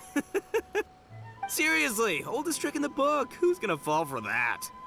Old tricks they may well be, but the reason they've stood the test of time is that the ideal victim is always out there somewhere. People who are behind on the times, naive, socially isolated, or have cognitive deficiencies. Just because they don't always get noticed doesn't mean they're not there. Scammers cast a wide net. Sure, maybe 10,000 fish will escape, but they only need one catch for them to win and for us to lose. Well, no more losing from now on. Not with me here to protect everyone. I think we can all agree that my performance today shows I'm savvy enough to keep the scammers at bay. Don't be too confident. Anyway, Itto, my old... what was it again? Ah, yes, bro. Here's the reward you were promised. Ah, music to my ears. Emperor Oni Kabuto, come to Papa.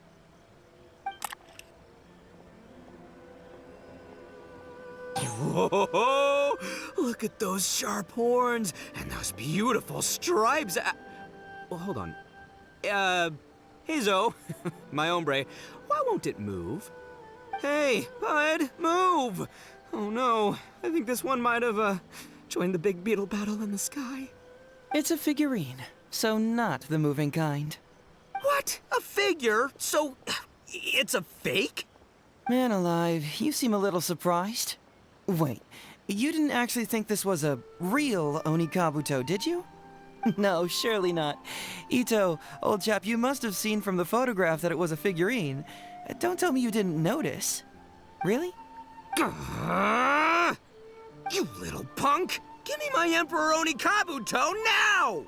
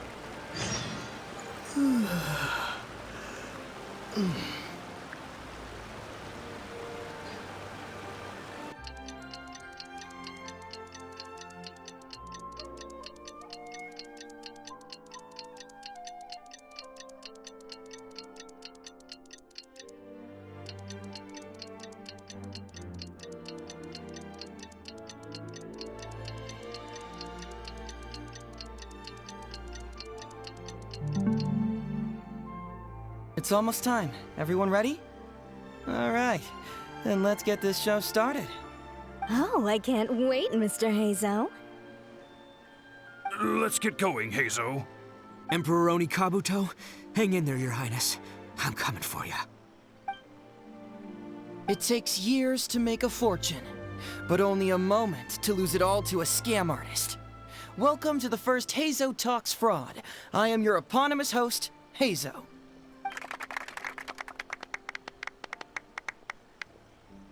Okay, I'm delighted to have you all here today to explore the topic of fraud.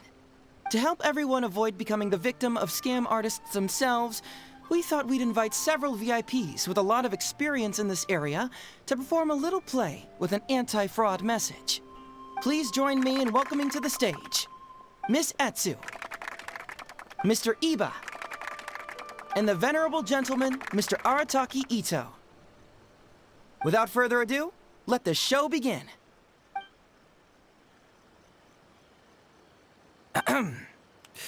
It was just another bright sunny day when a distressed Miss Etsu brought her elderly grandpa, Iba, into the police station to report a crime. There, they were greeted by a kindly Doshin, surname Arataki. Doshin Arataki, please help us! My poor grandpa has been defrauded! Doshin Arataki? You talking to me? Perhaps for want of familiarity with the script, a confused look creeps over Doshin Arataki's face, and he asks himself that age-old question. Who am I? Yes, you are Doshin Arataki! You're Doshin Arataki! Oh, so I'm in the play. Right, yeah. Okay, got it. I'm a Doshin, of course. Okay, I got this. Ma'am, can you tell who it was that defrauded your grandfather? Rest assured, the Tenryou Commission and I are here to bring them to justice. I don't know. It was too late when I found out. They took all of my grandpa's money, and all they left was this note. Doshin Arataki frowns as he realizes this is more complicated than he thought. He takes the note in his hand and reads it out loud. I am the Raiden Shogun. I am currently being held hostage by the Crux fleet and urgently need 200,000 mora to secure my release. Please place the ransom mora on the north coast of the deserted island. When all of this is over, I will promote you to General of the Tenryou Commission. It's the almighty Shogun.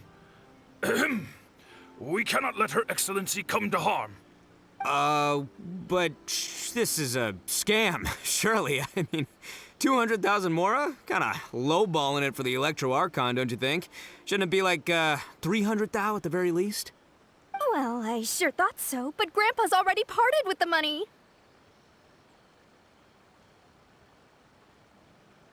Well, then we gotta get it back. Is there still time?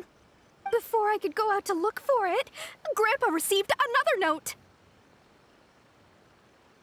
Doshin Arataki takes the note and reads it out loud. I am Miss Hina. I am currently raising funds to publish a photo book. I urgently need 300,000 mora for publishing fees. In return for your support, you will receive a limited edition signed photograph. It's Miss Hina. We can't leave poor Miss Hina in a tight spot. You're right, Gramps. Is 300,000 mora enough? I can spare some too if we need to make up the difference.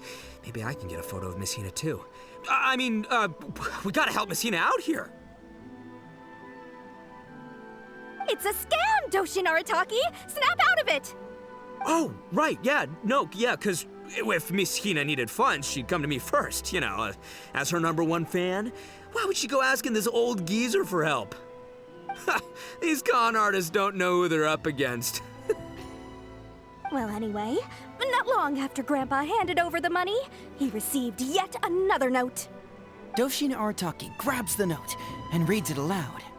I am Arataki Itto. I was recently framed for a crime I totally did not commit, and now I'm stuck here in prison. I am in urgent need of 500,000 mora as bail. In return for your help getting me out, I will bring the whole gang over to thank you personally at your house. Must be a scammer, surely.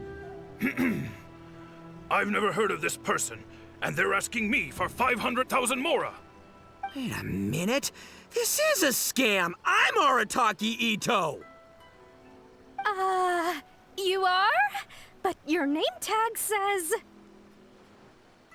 Doshin Arataki follows Miss Etsu's gaze to the name tag emblazoned on his chest, which reads, Arataki Shmito. What kind of whack job script is this? Am I me or ain't I? So, the bail money? Nope, no way, not a chance. Arataki Itto would never ask innocent people for mora in order to post bail. Whoever wrote this is a liar and a cheat, and we gotta get out there and get this guy off our streets. But just as Doshin Arataki is being overcome with righteous indignation, the sound of Miss Etsu's weeping brings his attention back to her.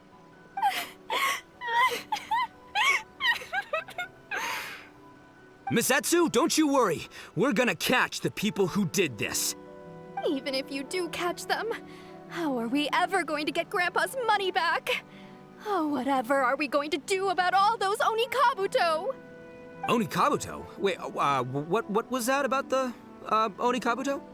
Oh, well, Grandpa is a major Onikabuto breeder in our village. His are the biggest and strongest Onikabuto around. People come from far and wide to buy from him. We recently received an order that was too big for our current capacity. We were planning to expand Grandpa's facilities, but then we were swindled out of all of our money. Right after we'd signed the contract, too. If we don't deliver these Onikabuto on time, Grandpa will have to pay huge damages. Oh, what are we going to do? Man, what's that saying? It's like, it never rains, but it snowballs. Exactly what we're dealing with. Etsu, my dear, don't worry. I'll sell the house if I have to. We'll find a way through. But then where will we stay? Please help us, Doshin Arataki. All we need is the 500,000 mora that was taken from us. Can you help us raise it? Or maybe you could lend it to us? Grandpa's business is going very well. We just need help getting over this hurdle. Doshin Arataki, please. If you lend us the money, I'm sure I can make it up to you by... I won't hear of it. As a public servant, I would never dream of taking advantage of a person in need. I was going to say, by giving you part ownership of the Onikabuto farm. Oh, so that's what you were, yeah. It's not as enticing an offer as I was... wait, on Onikabuto farm, how many Onikabuto did you say you have? Because if it's more than, say, 10... 10,000. What? 10,000? Well, that's more Onikabuto than I've seen in my whole life. Please help us. As long as we get through this, those 10,000 Onikabuto are yours to keep. 10,000 Onikabuto? Hey, if I looked after them, they'd have little baby Onikabuto. And then the little baby Onikabuto would grow up and have little baby Onikabuto of their own. Doshin Arataki is struck by a sudden wave of pure elation. His face breaks into a big, beaming smile. But what does he do next? Misetsu, don't you worry. I'm gonna help you out. But 10,000 is too many. I can only accept 1,000. Wait, no, what am I saying? 500 Onikabuto. As a Doshin of the Tenryou Commission, it is my duty to serve. How could I abuse my position to take advantage of you? That's great news, Master Arataki. What a wonderful person you are. So strong and handsome and committed to doing the right thing. It's rare to find these days. Yep, that's me. All right, there's just one final question that needs answering. What question is that? The question is, where's my Mora? Huh. Yo, Heizo, my hombre, question for you. What's my character's salary in the script? Oh, also, any inheritance or other lump sums I should know about? Basically, can I afford this 500,000 Mora? I mean, Shmito, I can afford it. Can Shmito? Ahem. Faced with a damsel in distress, Doshin Arataki fights to remain level-headed and asks that other age-old question. Where's my Mora? Suddenly, he feels a strange compulsion to slide his hand into his pocket where, it turns out, a bank check has been quietly nestled all along. He draws the check out and inspects it. Today is payday, and this is his salary. The amount? 500,000 Mora. Whoa, check it out! A check for 500,000 Mora! Where'd you come from, buddy? Misetsu, get this. Turns out I just got paid 500,000 Mora today. Well, here's your Mora. Thank you so much. Master Arataki, what's wrong? Doshin Arataki stretches out his hand. But wait! Just as he is about to hand over the check to Miss Etsu, he hesitates, tightly pinching one end of the check betwixt his two fingers. All he needs to do now is release the check, and it will fall into Miss Etsu's eager hands. But let go of the check he does not. Master Arataki, let go! Wait. Something's not right. Doshin Arataki is having second thoughts. Has something caught his attention? Has it aroused his suspicion? Has he finally realized the truth? So, this is an anti-fraud show, right? Huh?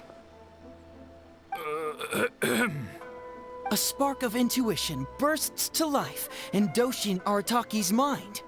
Since this is an anti-fraud event, I have a question. Is he about to ask the most critical question of all? I gotta ask. This is it. Here it comes. Does a Doshin really get paid this much? 500,000 Mora.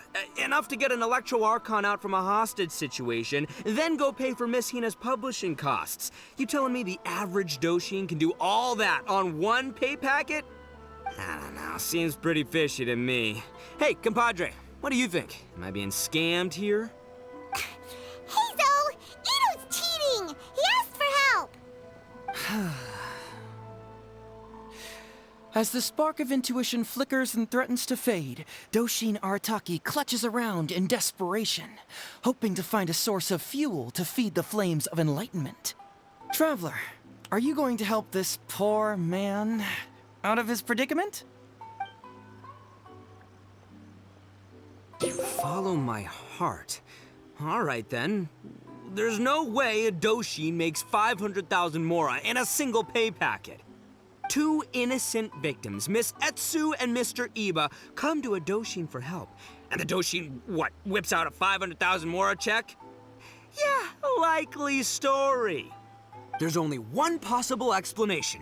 Who's got two horns and carries around a fake checkbook? Yep, this guy.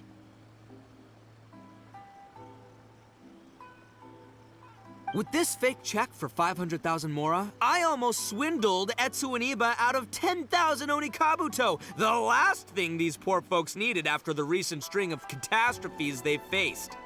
My mind is blown. Craziest plot twist I ever heard. The criminal was the main character all along. Miss Etsu, I'm afraid I can't let myself give you this fake check. But I will do everything in my power to raise 500,000 genuine Mora for you. So don't you worry. What the? Oh, jeez. In the end, Doshin Arataki listened to the voice of his heart and narrowly avoided being defrauded in his own unconventional way. But regrettably, he failed to ask the critical question: who in their right mind would give away Oni Kabuto for free? I ask you all, is there such a thing as free Oni Kabuto? Free Mora? Or does nothing in life come for free? Thank you all for watching Heizou Talks Fraud. Don't get greedy and you won't be needy. Stay alert and you won't get hurt. You never know where scammers may lurk. See you all next time.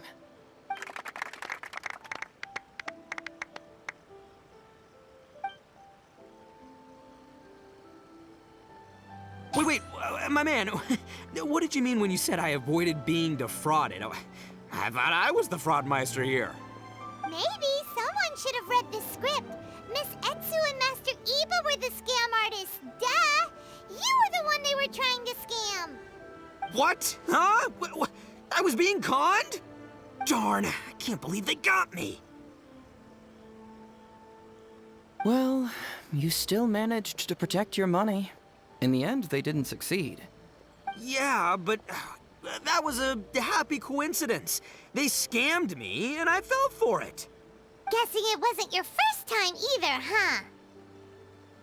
huh? It was such a cheap trick, too. Oh, this is killing me. The trick is a common one for a reason, but don't underestimate it. That's how you end up being a victim. But how am I gonna protect my gang if even I get fooled by such cheap tricks? Don't blame yourself, old chap. In fact, you know what? I was also conned today. Yeah, me, of all people. Does that make you feel better? You too, hombre? No way! No, that's impossible. You're just trying to cheer me up. Oh, no, it's the truth. Please, just take a look at the present I got for you. Wait, why can't it move? That's just it. I'm sorry to say, it's just a figurine.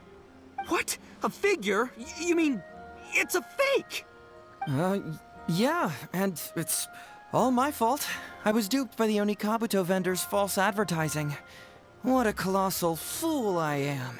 Taken in by a common street vendor? Ugh. So you really were conned, dude! Let me take a second to let that sink in. Gotta say, although I didn't get my Emperor Oni Kabuto, somehow, knowing that even Heizou got conned kinda puts me back in a good mood. It's, strange. Maybe I'm sharper than I'm giving myself credit for. Great minds think alike, so, me and my hombre here, kinda equally matched. Hey, by the way, compadre, looks like you're the only one out of the three of us who didn't get conned today. But you better watch out. We got fooled not because we were stupid, but because those scam artists are some crafty dastards. I want you to have this figurine as a reminder of the fact that today, Heizou and I both got conned, but we both grew a little wiser too. I hope that whenever you see it, you'll remember how cunning those con artists were, and how difficult it was for Heizou and I to see through their schemes. Then, you'll always keep your wits about you, and you'll never become a victim yourself. Yep, that's right. No one will ever manage to con you.